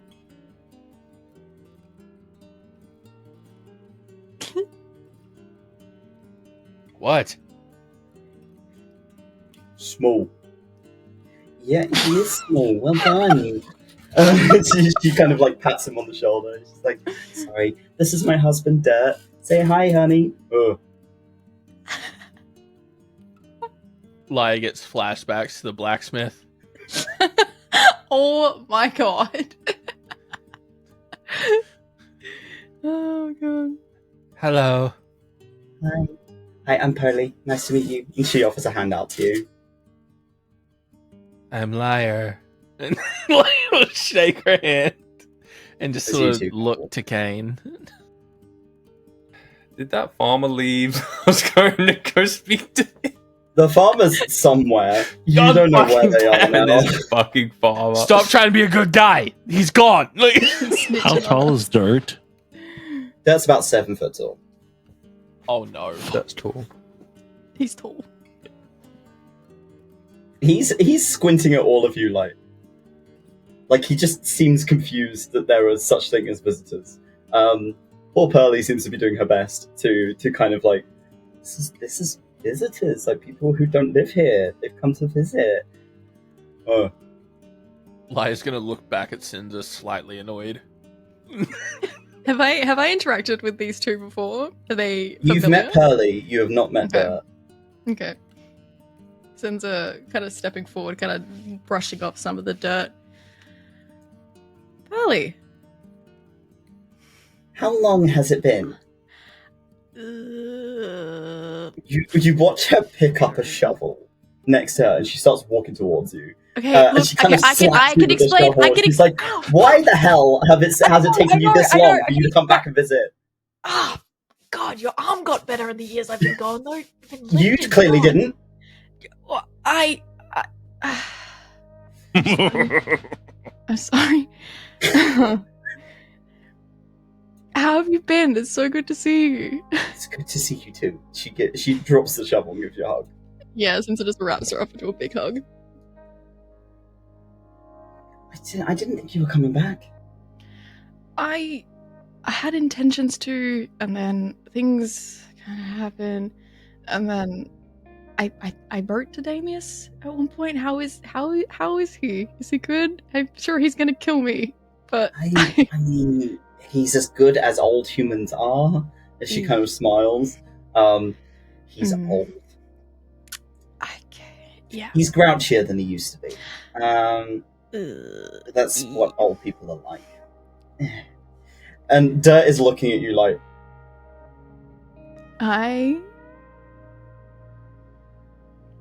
Since it offers out a hand, she kind of flicks some of the mud off of it. Offers out a hand. yeah, you have to shake it, honey. You know, like I taught you. Oh. And he like puts his hand out, and as he shakes it, he's got one hell of a grip.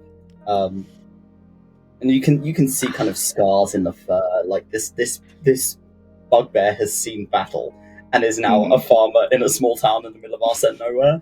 And he's just like, Nice to meet you. Dirt. This is my husband, Oh, you got married? Yeah. God, I have been gone a long time. It's been a few years. Yeah. Yeah. Sinza. Oh, I'm sorry. This is my friends. Sinza. Yes. Sorry. Hi. He's just gonna point to Duncan. Oh.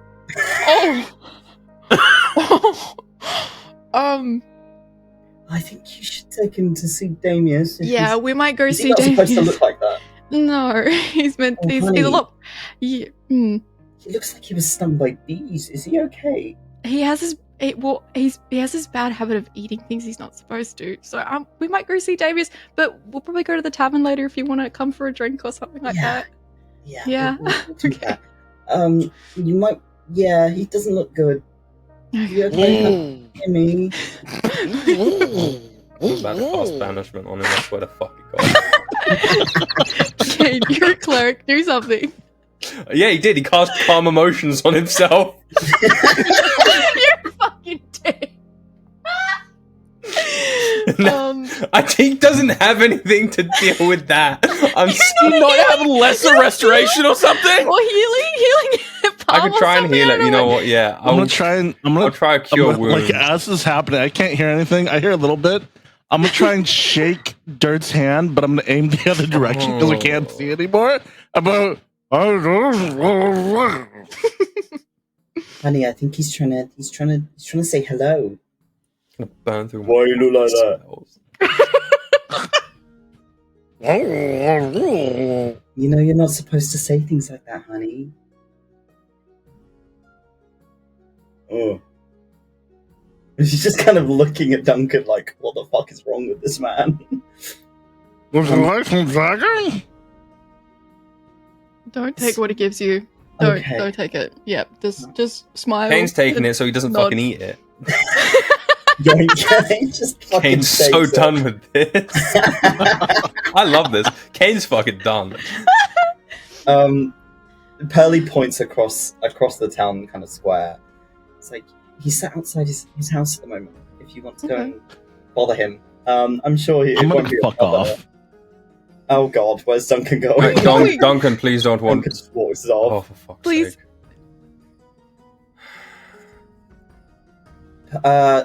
Cain, I need you to roll me.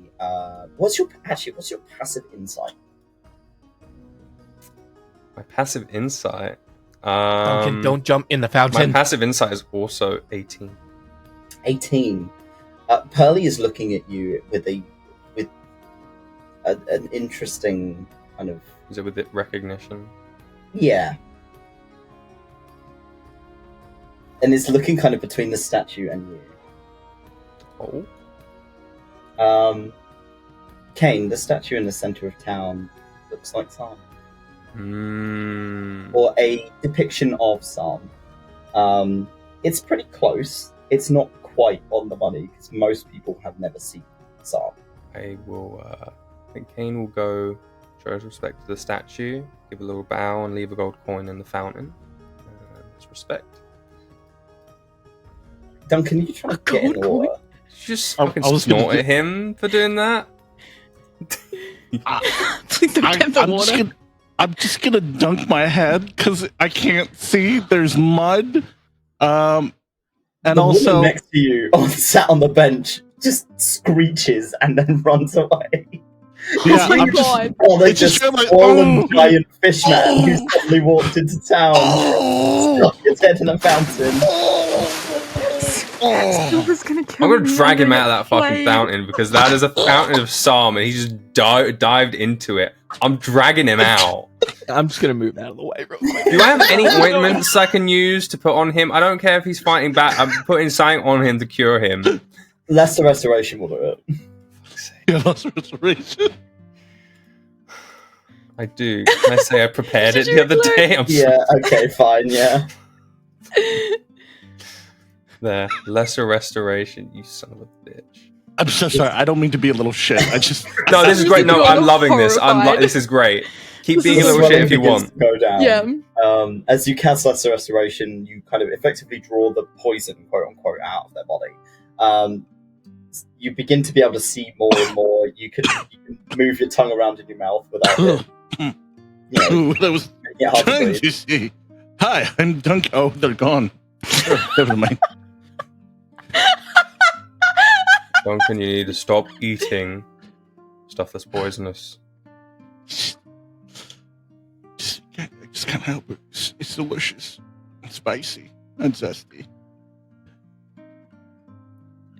It almost killed you. What do you mean? As a captain, Duncan, people will follow your lead. Please be aware of that. Right, yeah, no, absolutely. Agree.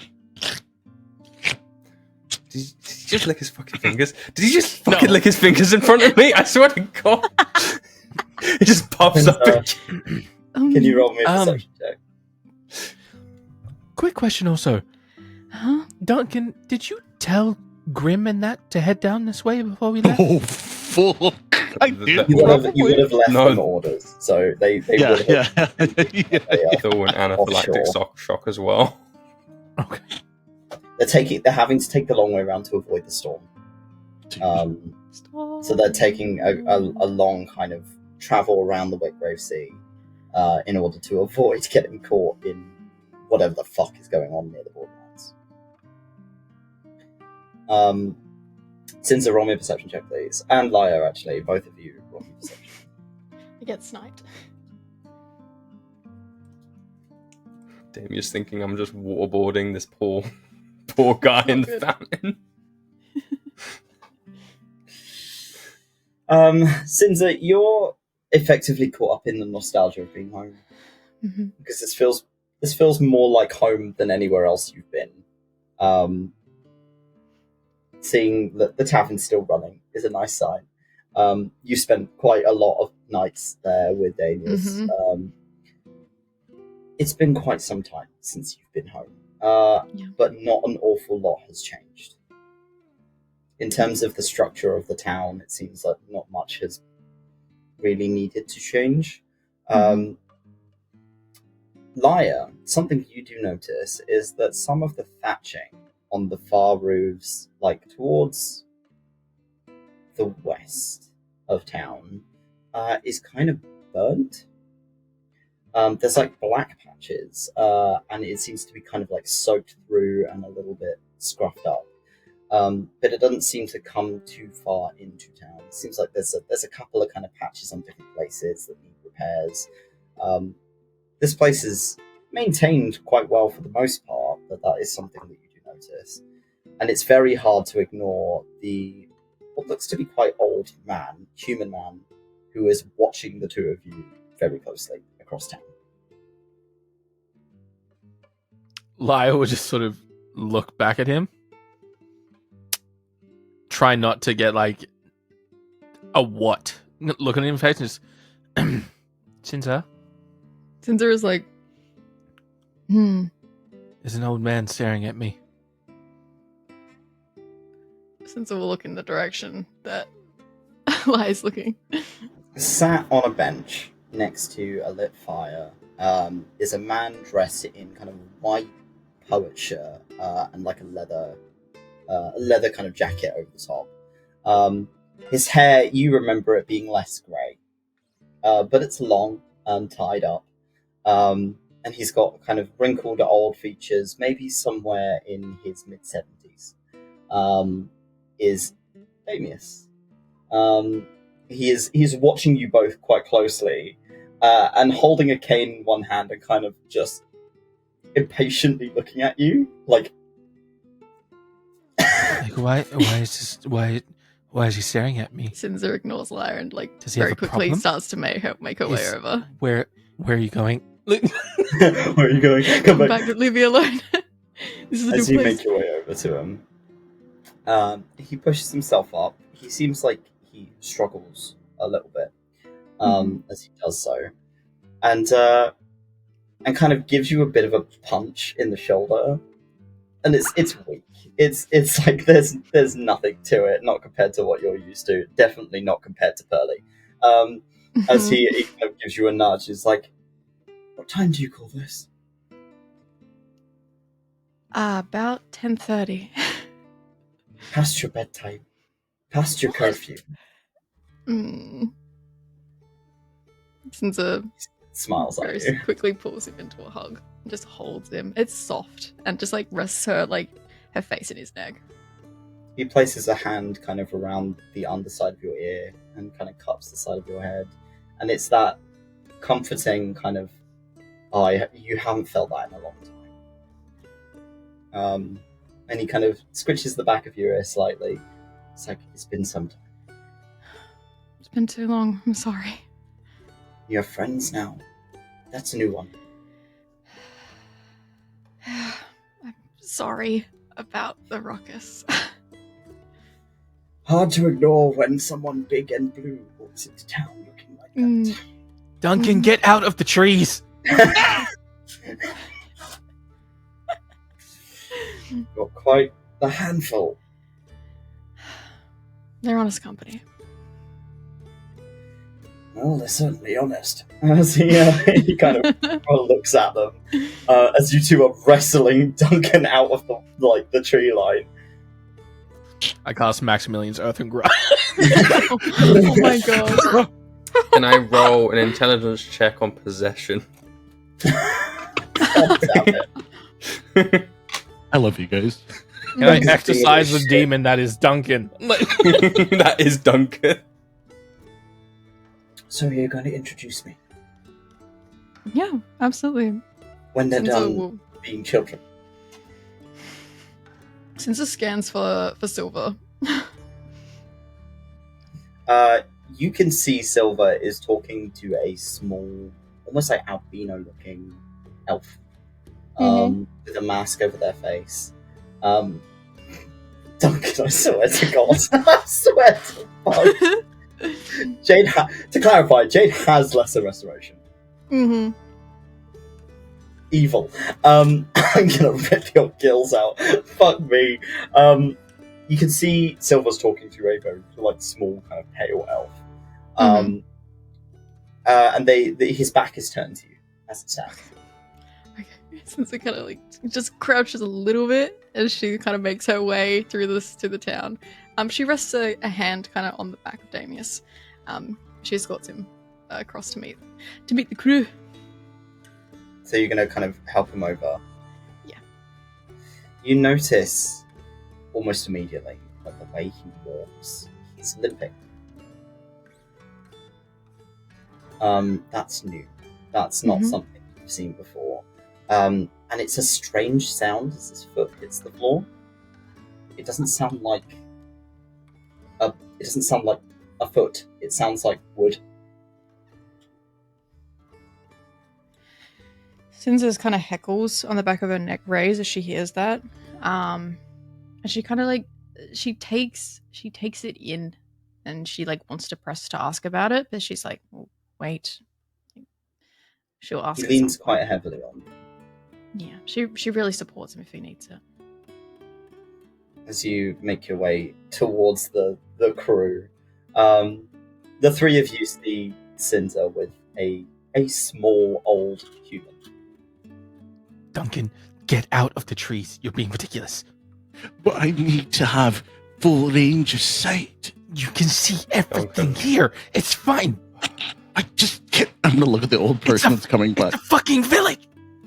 It could be a secret around, and what the fuck is that? Sinza gives all three of you this stare of settle down. Kane's just standing there.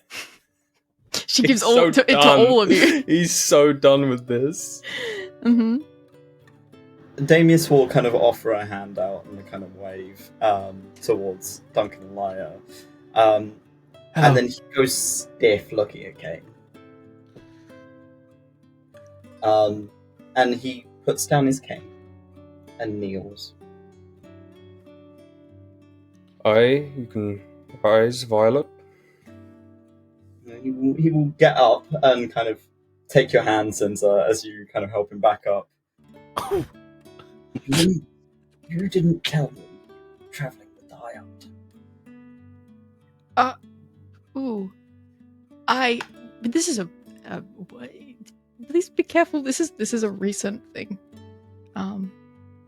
I didn't know you're you. not the target, are you? As he kind of looks at you, and takes your clothes in his hands. He looks quite desperate. No. It's not you. No. He's a friend, an old friend. Okay. Yeah, look at him. He's lovable. Hey, Lyre, if Cain is the high arbiter, if he's sad, would he be a low arbiter? I'm gonna hurt you. I'm gonna extend my list. Cain starts sketching onto the fucking store. I don't care what Tom says. Duncan's going on the list. You notice there are a couple of other people in town who have kneeled. Across the way are looking towards Cain and are kneeling. I'll give a nod to all of them. As it seems like Cain is quite heavily revered here. And Damius is kind of taking a breath now that he knows that it's not Sinza, that Sinza's not Cain's target. Like, why are you traveling with the Bloodhound? The what? He's trying to keep his voice now, so not to be rude to Cain. That he does the work of Saul. We've had conversations about it. Mm-hmm. Cain knew me when I was younger. He looks concerned at that.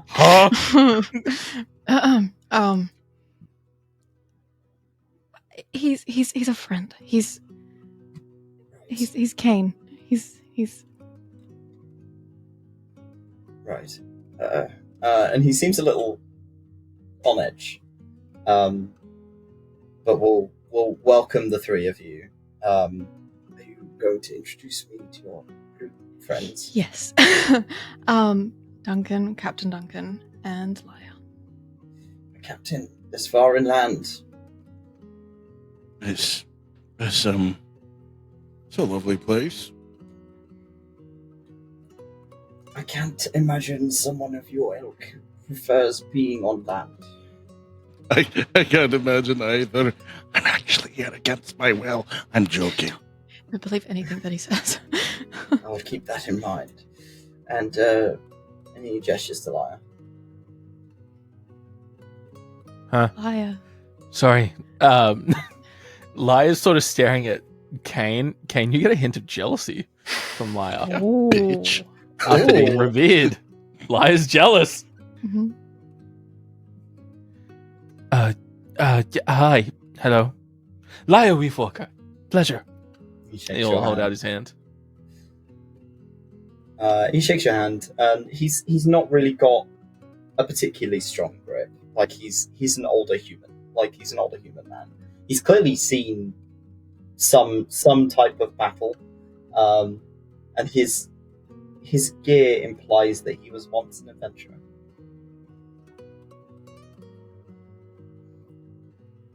Isn't now.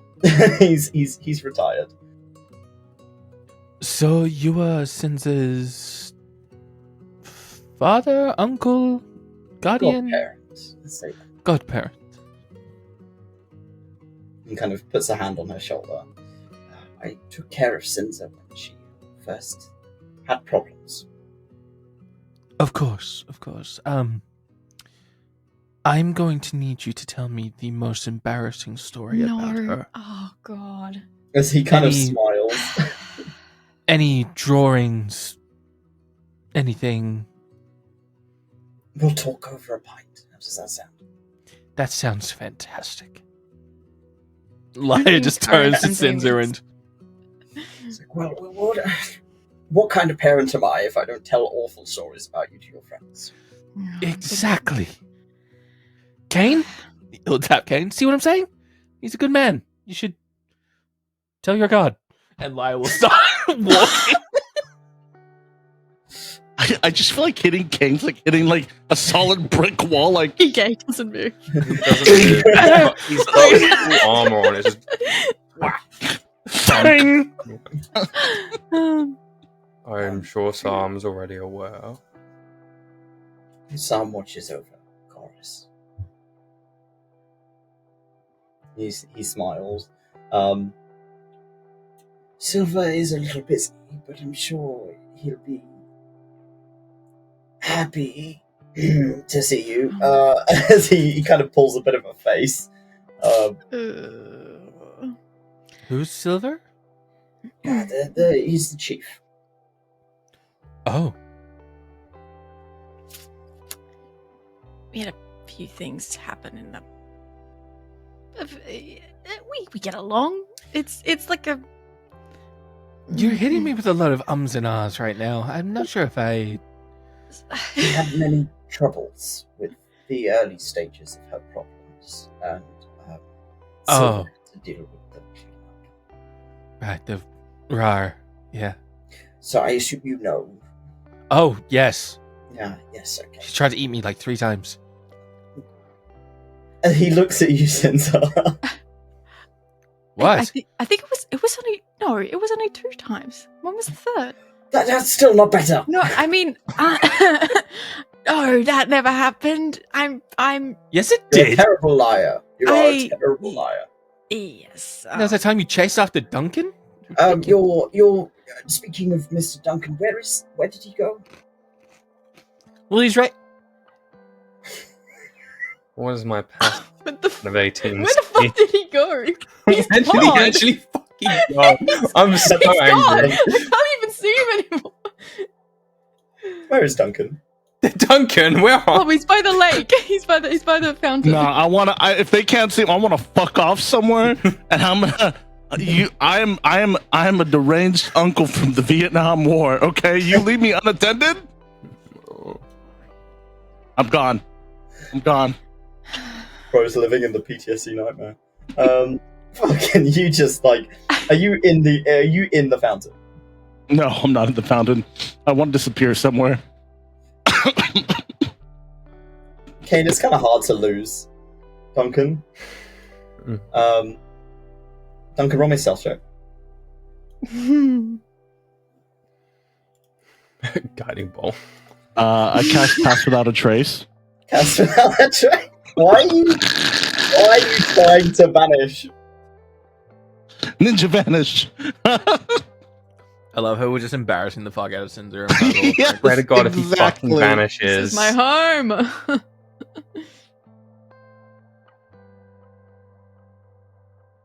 Okay. So pass without a trace will give you a +10 to your stealth. So roll. Okay. Oh my god. Okay. I rolled that. If I roll a crit, will I just disappear? Yeah.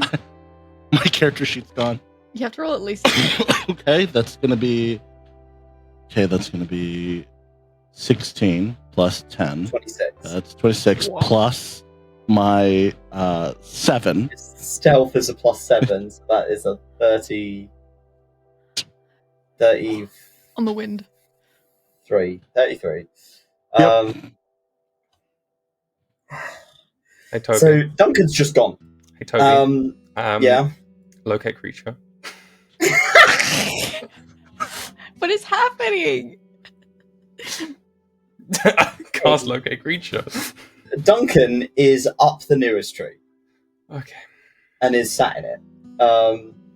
And somehow, despite being blue, he seems to blend into the tree surprisingly well. There is this almost haze over him, as if he is actively trying not to be seen. You know what? I think if we pretend not to see him, he'll get bored or stay there for a while. Can we get a drink or something? I was about to say, you mentioned a pint. Maybe inside in a enclosed space might bring down the sillies that we have currently. New place. I'm sorry, we're just a bit excited. That's okay. I understand. I used to be an adventurer too. I know what it feels like. Do you delve in magic? I'm not a mage. I am an alchemist. Interesting. Ooh. But You're there are not here. mages in town.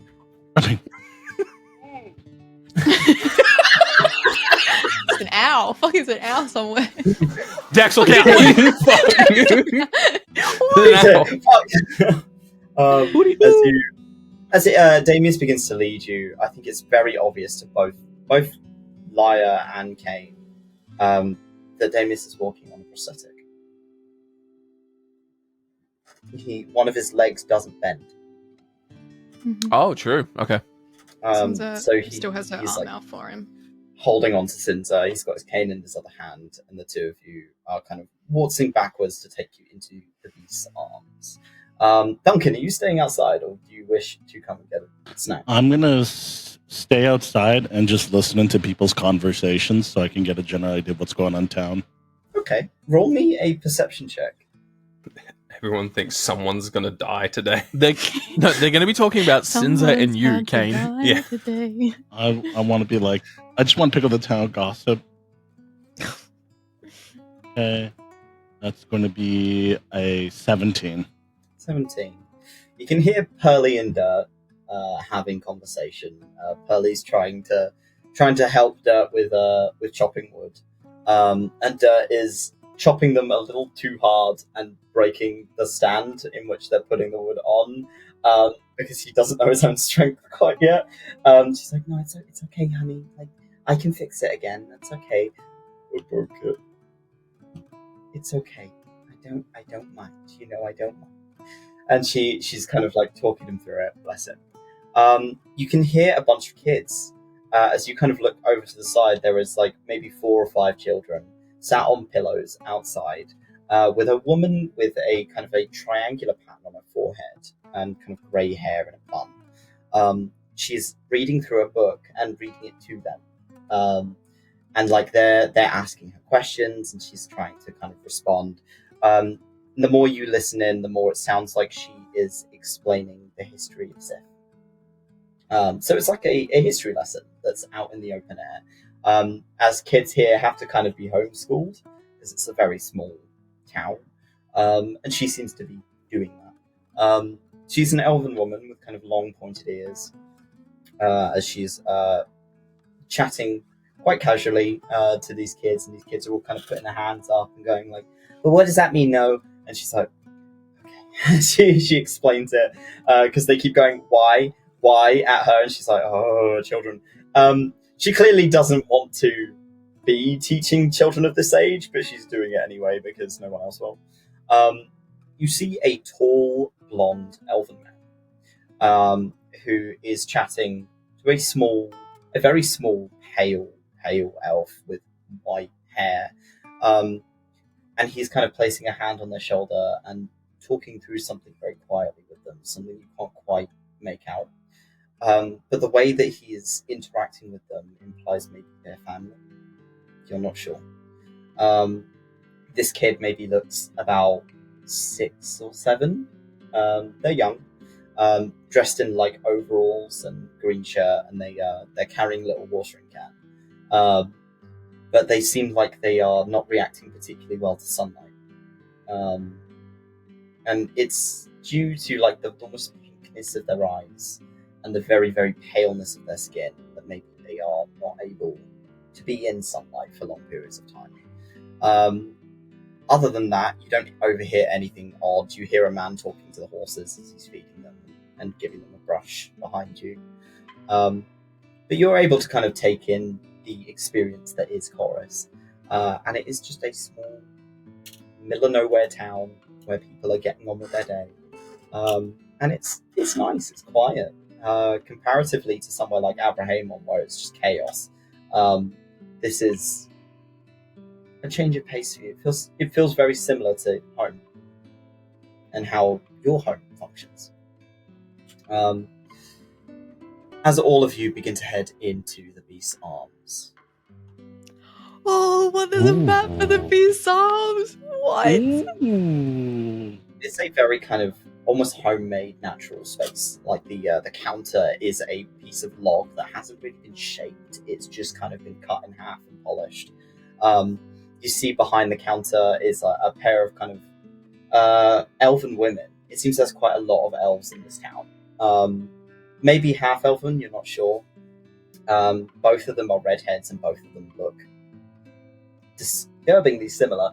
as they are both kind of serving customers and talking amongst each other and cleaning up. It seems that at this time of day, it's quite quiet. Damis walks in and they both wave.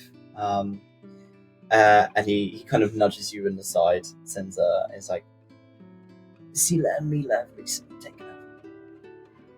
Oh. Their Just father changing of hands? has decided to step down. Oh. He was always And they're good old enough. Friday nights. I mean, they were always meant to take over this place, so I mean, happy for them. You remember them when they were teenagers. They're now young adults. Mhm. So they are very young elves. But in terms of the variety of people that you have in this town, they consider them to be adults, despite elves probably still seeing them as children. Mhm. And they're running about and getting the place sorted. And both of them kind of smile and wave to the three of you and Damis as you walk in. Can I get you anything? Four pints? Ale? Yeah, that's fine. And she nods. That's a silver, please. Sinza with the talons reaches out and pulls it out and passes it to her. The silver is not comfortable to hold still. But you manage to kind of place it on the table, and she takes it, places it on a little ring on her hip, and begins to kind of pour out some drinks. I know a place upstairs that's nice and quiet. If you'd like to just decompress from your travel. I can't imagine it was an easy trip home. We had a little bit of a quick route, so it wasn't too bad, but we've been traveling for a while, so a couple of days of quiet would be nice, to be honest. They have rooms available here, but you know that you can always stay with me. Do you still have pots and plants cluttered everywhere in your house?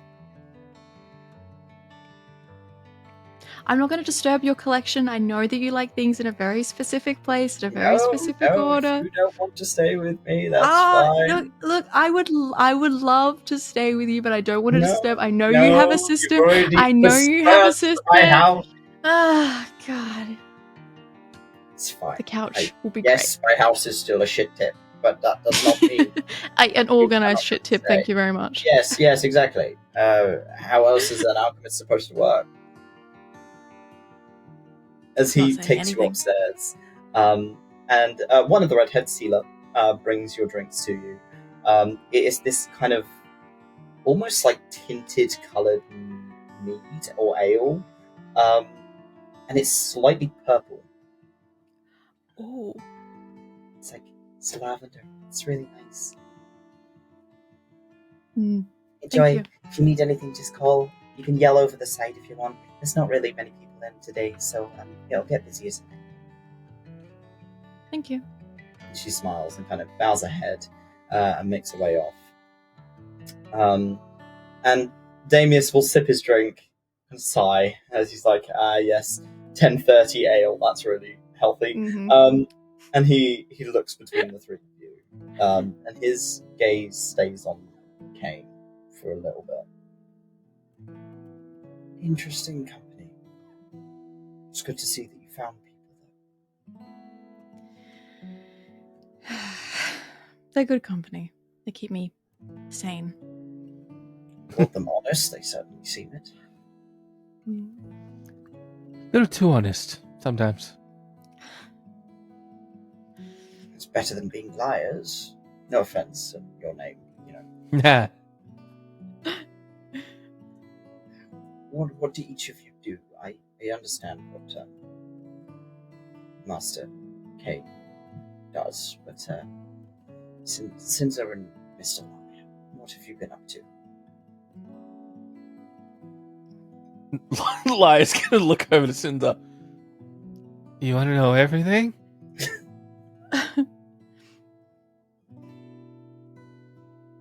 Sinza?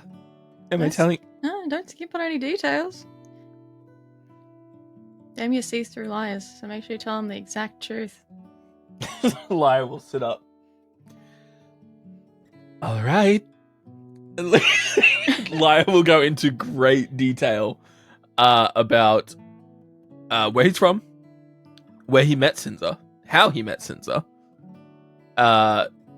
the whole situation that happened in Sahonos, how they traveled to the Grove, how they encountered a dragon that their friend Caden named Brittany.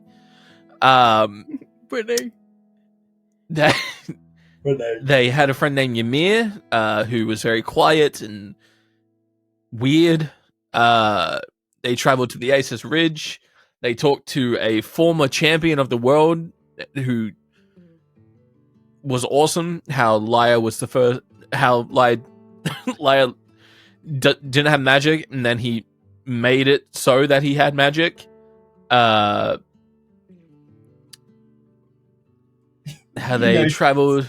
Every time you say about like something dangerous happening, he orders another fight. Okay, he's gonna get absolutely smashed. Talk about how they were hunted by gnolls. He mentions on the sea how they came up against this giant water serpent and like cannibal elves, I believe it was, sea elves, Yeah, cannibal sea elves. How they might travel to the bottom of the ocean one day because Lyre made a friend while on the ocean. Talked about Bria Scye. He talks about how, and then at the end, Lyre just turns to him and goes, and I'm going to be a god one day. The ambitious one. Keep ambitious company. I think you notice as you say that he looks at Cain and then looks back to you. What's the like? Sorry, Cain looks back at him at the exact same time. It's just like. So yeah, we've been pretty busy. It's been like what, 4 years ish. Yeah. I was expecting you not to come back. I was always gonna come back to this place though. It's home. It's nice. It's quiet. And the good life. You've been to so many grand places. Some of which I've never even heard of. City of Violet Cold was pretty cool. I did not know there was still a city of living dwarves. It's huge and full of knowledge and information and... The only one I've heard of is the one on the ring.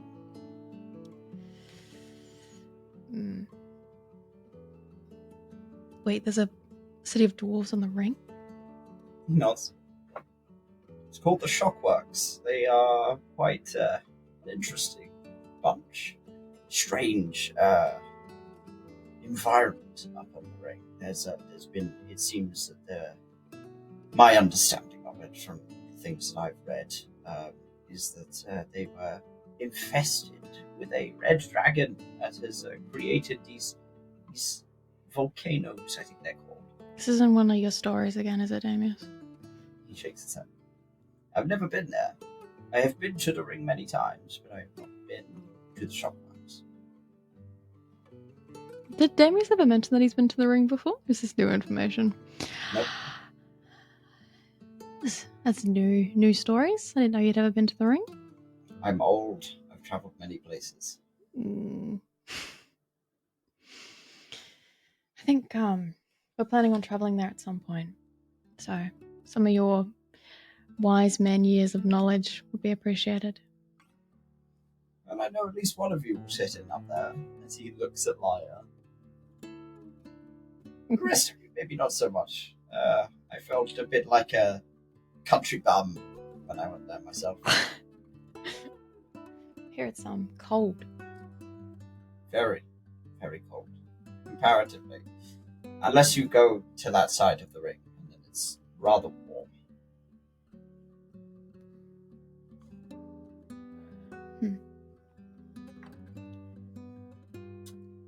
Well, you've been busy while you've been gone. We're traveling down further. I thought this might be a good place to stop. I was going to say, it seems unlikely you'd come home without a reason. I didn't mean it like that. It's always nice to see you.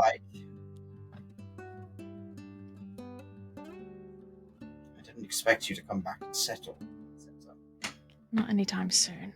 At some point, I would like to. He nods.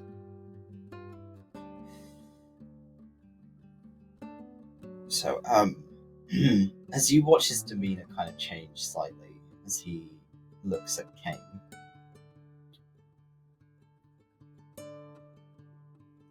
you're traveling with them for a reason.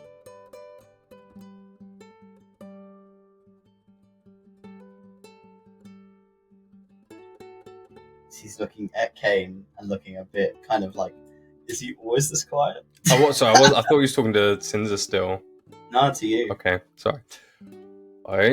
I do have business down south, which involves these three,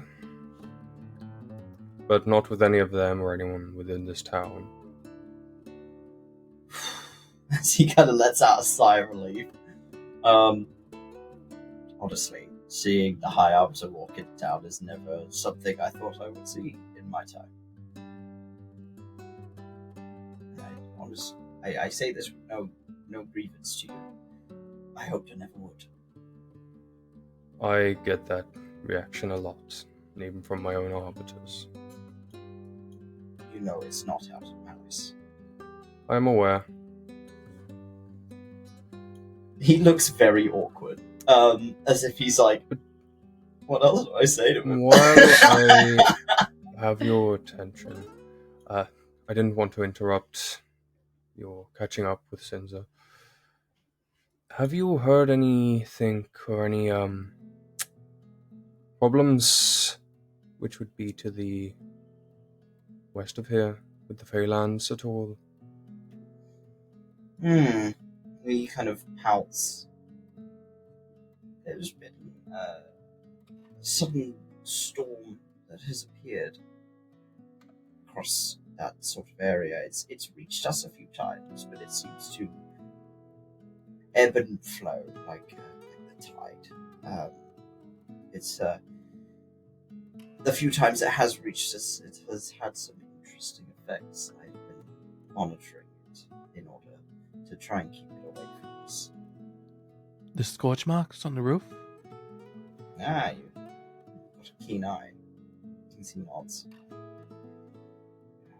There is a strange surge of magic within that storm that almost draws people into it.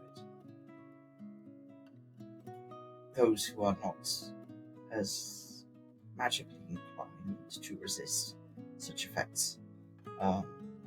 We've lost a few who have been here during the storm and then walked off into it, and we have not seen them since. Like they're charmed in a sense, almost enchanted. Yes, I'd say something similar to that.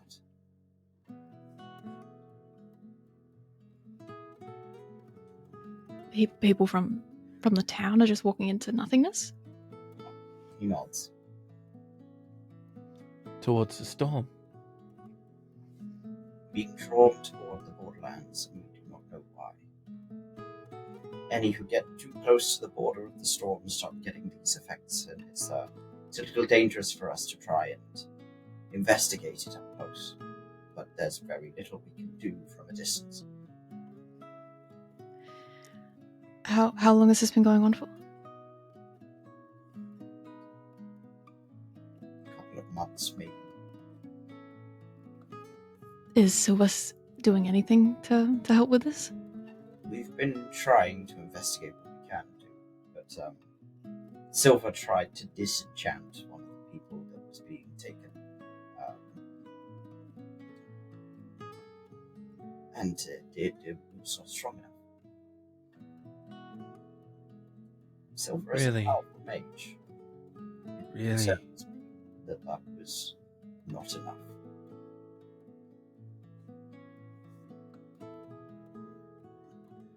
He looks at Cain. I assume then that is something that you are investigating. It is a target. Right. As he kind of frowns. if there is anyone that knows anything about it, it would be Silver. We wanted to ask him some questions about the Borderlands as well, so it may be He worth knows raising that in area conversation. Though it's been quite a number of years since he lived there.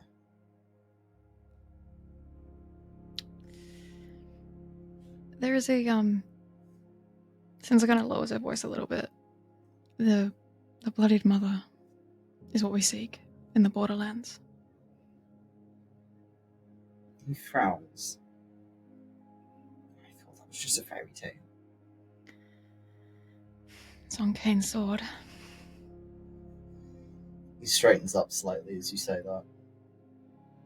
So she's quite real, you see.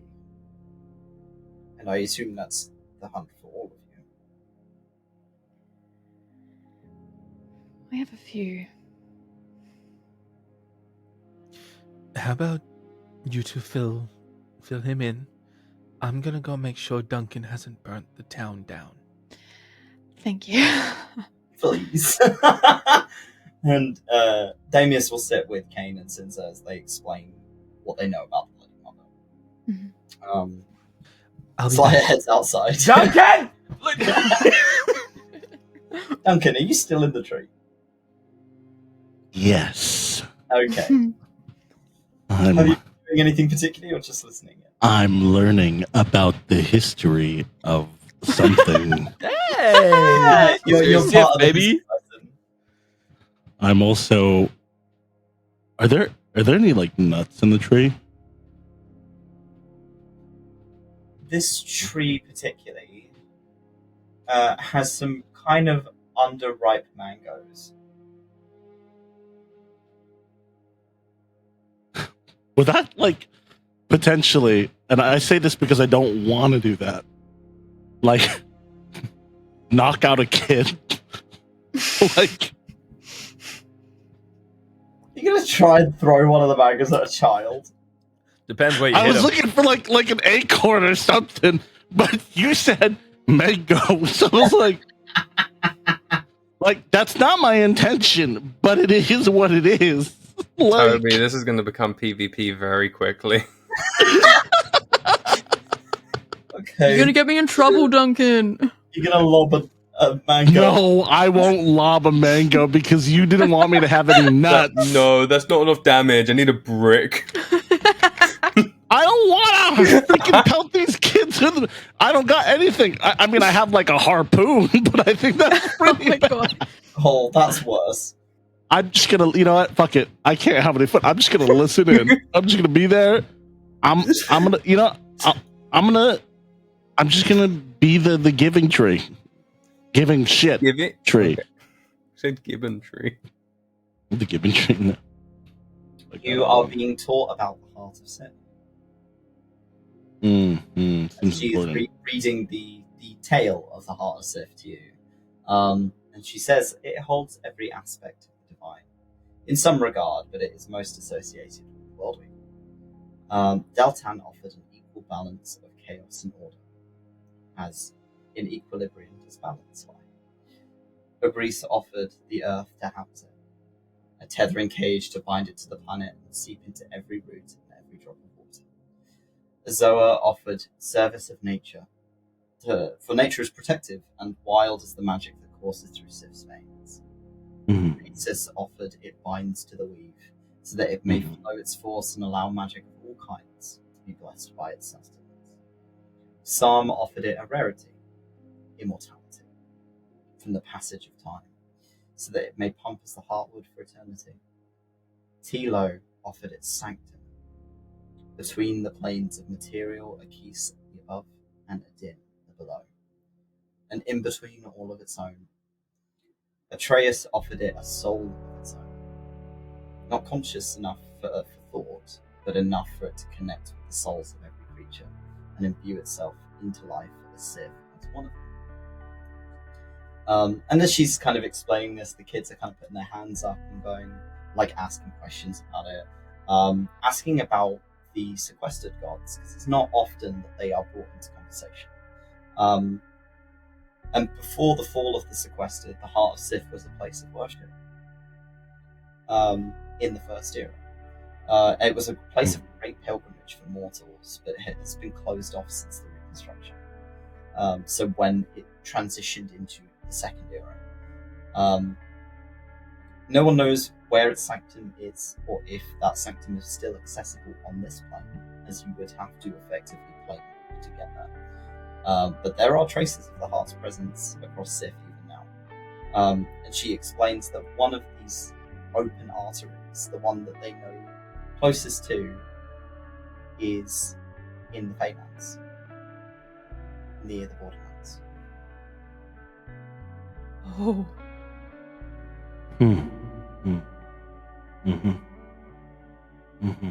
You notice she's looking at you, Duncan.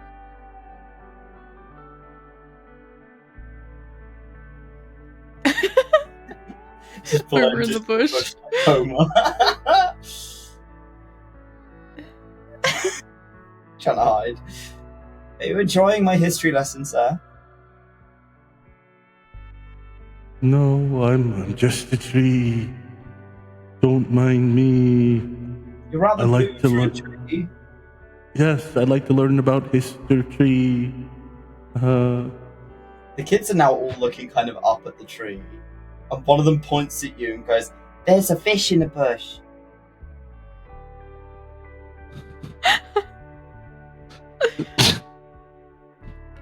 It's a 23. One of the kids nudges that one, and it's just like, "No, that's a shark. I've seen them."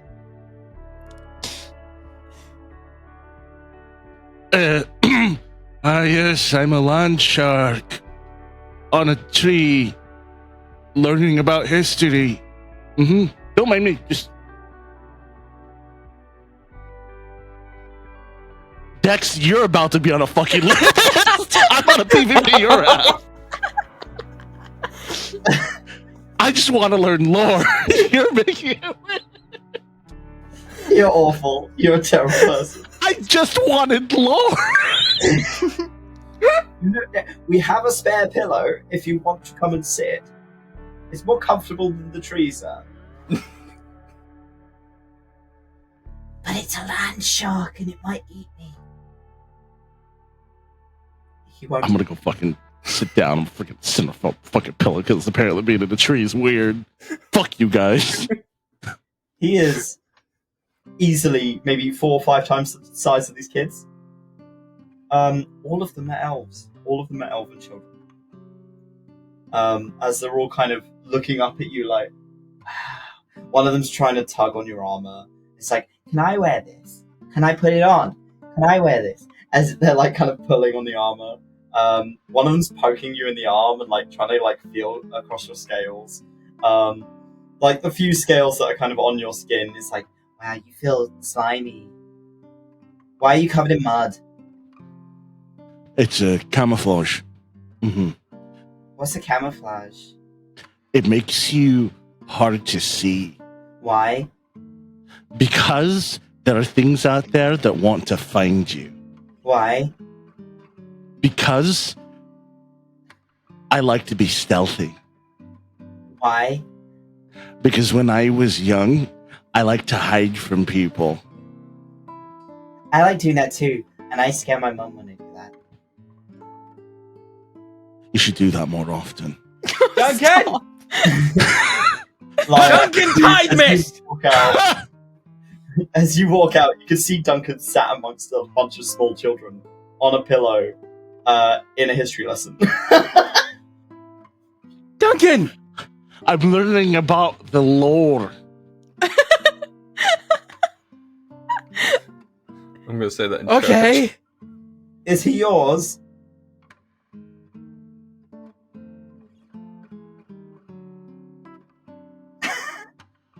Yeah. Yeah, okay. Well, he's fine to stay with me if you'd like to leave him with me. What? Is there anyone like looking at me like currently? Just out All of the curiosity? kids are now ogling you like, You see that, kids? That's a land serpent right there. I've seen snakes. No, this one's different. This one's mean. This one has legs. The legs are fake. They're an illusion. Duncan, you're covered in mud. Let's get rid of that. Lyre's going to wave his hand, and I'm going to cast prestidigitation. Yeah, as soon as you do that, Clean all the mud off of him. All the kids start panicking as you start yelling.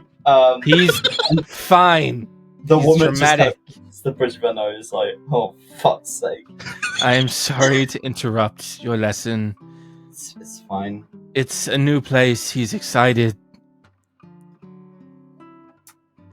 I know he sounds like a child. I promise he's not. How old is he? He's like twice my age.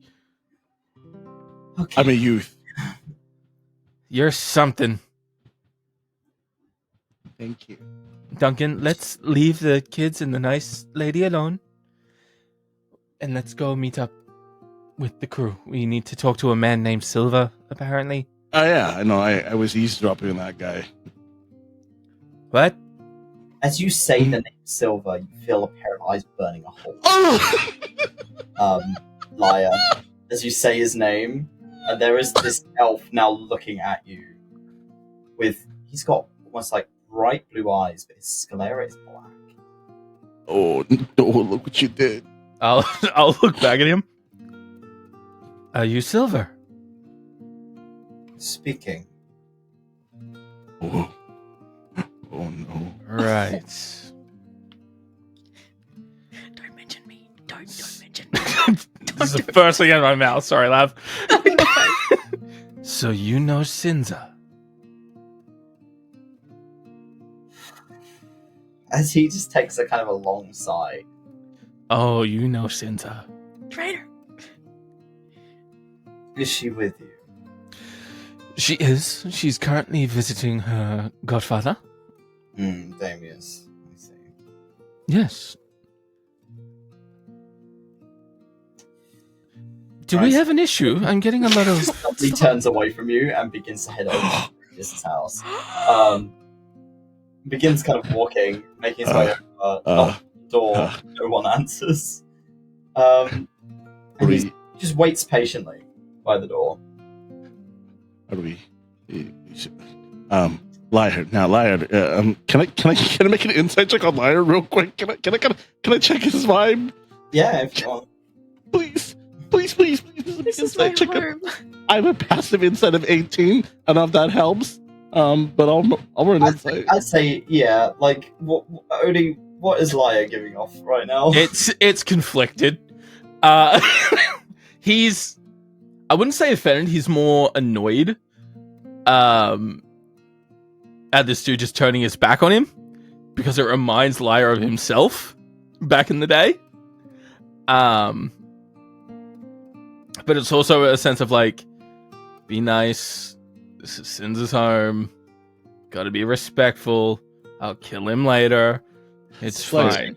He's just what you didn't do. He's above people. Or at least above people he doesn't know. Yes. I'm getting that vibe. Lyre, I want you to know that I'm here to support you in any way that you feel fit. So if need be, I'll go for the legs and you go for the face. Like, straight up. Like. So, Toby, remind me, did you say this guy was waiting at the door? Sorry, I didn't hear correctly because I was fueled with rage. He's waiting at Damius's house door. He's knocked on it. No one's answering. And he's just kind of crossed his arms and is waiting. What Let's believe this guy. Like, Oh my god. Lyre would just sort of... They're at the tavern. Yeah, why did he go to the door when he said they went to the tavern? I don't know, I mentioned The it. token instantly rushing down. I'm in so much trouble. You guys. I'm in so much trouble. I've never seen Man Toby on move a mission. token so fast. He just walks. You see the child that he's left behind has just kind of stayed put, and is holding on to the little like watering can. Wait, did he just abandon a child? Are you okay? It's just kind of holding onto it and looking at you like, Hi.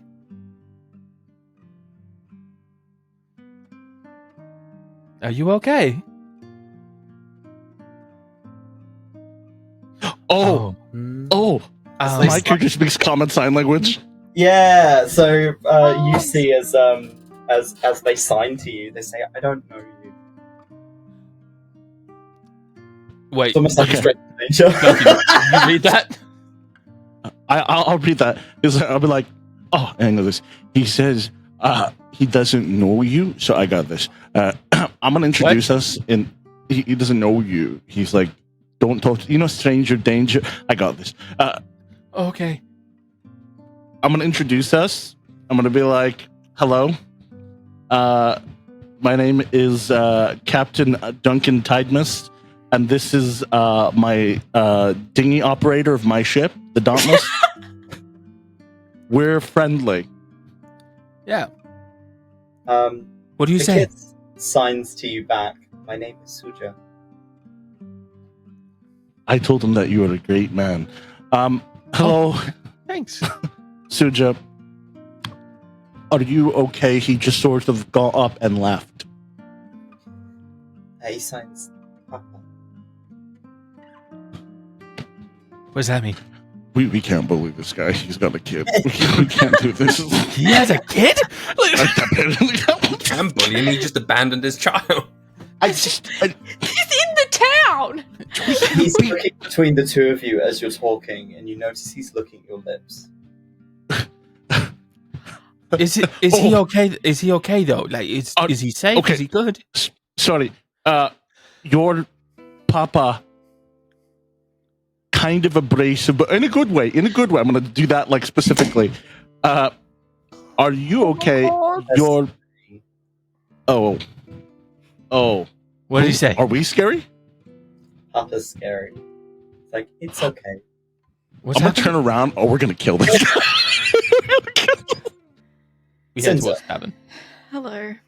As the two of you are following after Silver, Sinza, you hear the tap of the staff before you hear his voice. You know who's in the cabin as the door opens. There is a call up the stairs of your name in Silver. Sinza kind of like squats a little bit in her seat and then like sticks her head up to look over the balcony and down. Hi! Morning! Fuck. And Damius kind of like shrinks in his chair slightly and is like, it was a matter of time. I'll go talk to him. It's fine. Sinza. It seems like he's already, and as he's like halfway through the sentence, Silver's at the top of the stairs and is making his way over. Yeah, Sinza stands up. Damius also stands and kind of gives a polite bow. Silver's eyes are trained on you, Sinza, before they snap to Cain. You're muted. Cain will stand when this guy looks at him. He bows very lowly to you.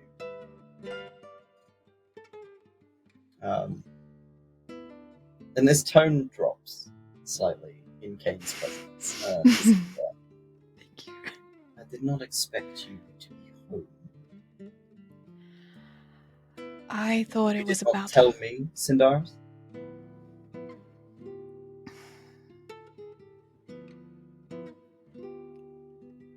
Who is he addressing, sorry? You. So your name in Sylvan, he calls you exclusively Sindaris. Okay. Things were kind of happening pretty quickly. I probably should have sent word prior. I'm sorry. We would have appreciated it. I understand, and I know my company has been a little rowdy, so I The blue ones outside. Mm-hmm.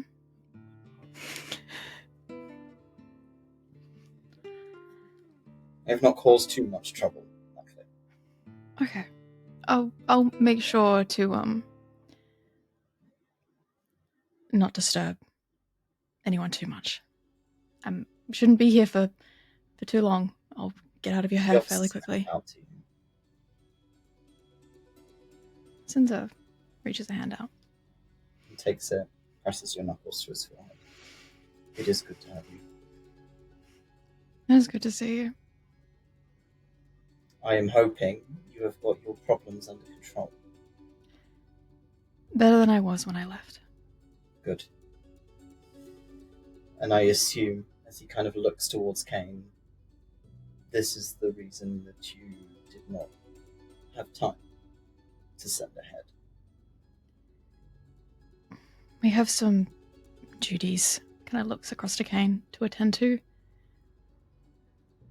We were hoping to speak to you about the Borderlands at some point, if you have the time for it. You are chasing the storm. Yes. We seek what resides around it, within it. We will speak on this matter later. Damius mentioned that you... business to attend to. I understand. As he will give you a nod, look at Cain. Seek me when you are ready to speak. And will head outside. He doesn't address Damius at all. Damius keeps his head kind of bowed. And Silver just walks out. He walks past both Duncan and Lyre as they walk in, and doesn't even look at you. He just walks out. What do my empath senses feel? My empath Mate, how's he On everyone? Or just on... Everyone. Just on... Okay. On Sinza, you feel it's a respect, like a very like firm respect, but a sense of like nervous anxiety as well. Like there's obviously some kind of history there with Sinza being a bit of a problem, so she's trying to like rebuild that trust. And then a little bit of disdain because he doesn't look at Damius. Damius felt anxious. There was an anxiety. Again, that similar respect. But there was an anxiety there. And Silver, there was no malice. Not an inch of it. Like, he did not feel any kind of anger towards Sinza, despite his mannerisms. There was worry. When she said she'd got it under control, there was doubt. Okay. But he did not seem malicious in any Right. capacity. He didn't seem like he was threatening anyone purposefully. That just No. seems like his temperament. He's is just, like that. yeah. That's how his worries come across. Yeah. How did he feel towards Damius, or was it just the moment where he was just in a mood, essentially? It's almost like he just didn't register Damius was there.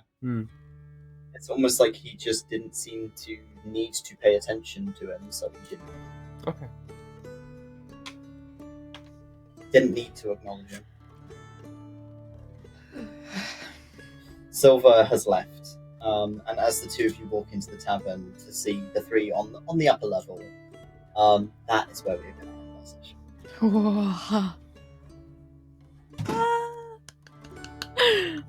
I fucking hate him. I hate him. Yeah, I hate him. But I hate him. No. Thank you Like, very what's much. your pro? And dude, just fucking turn. Sorry. Thank you for playing, and thank you for watching. We'll see you next week, same time. Bye-bye! Bye!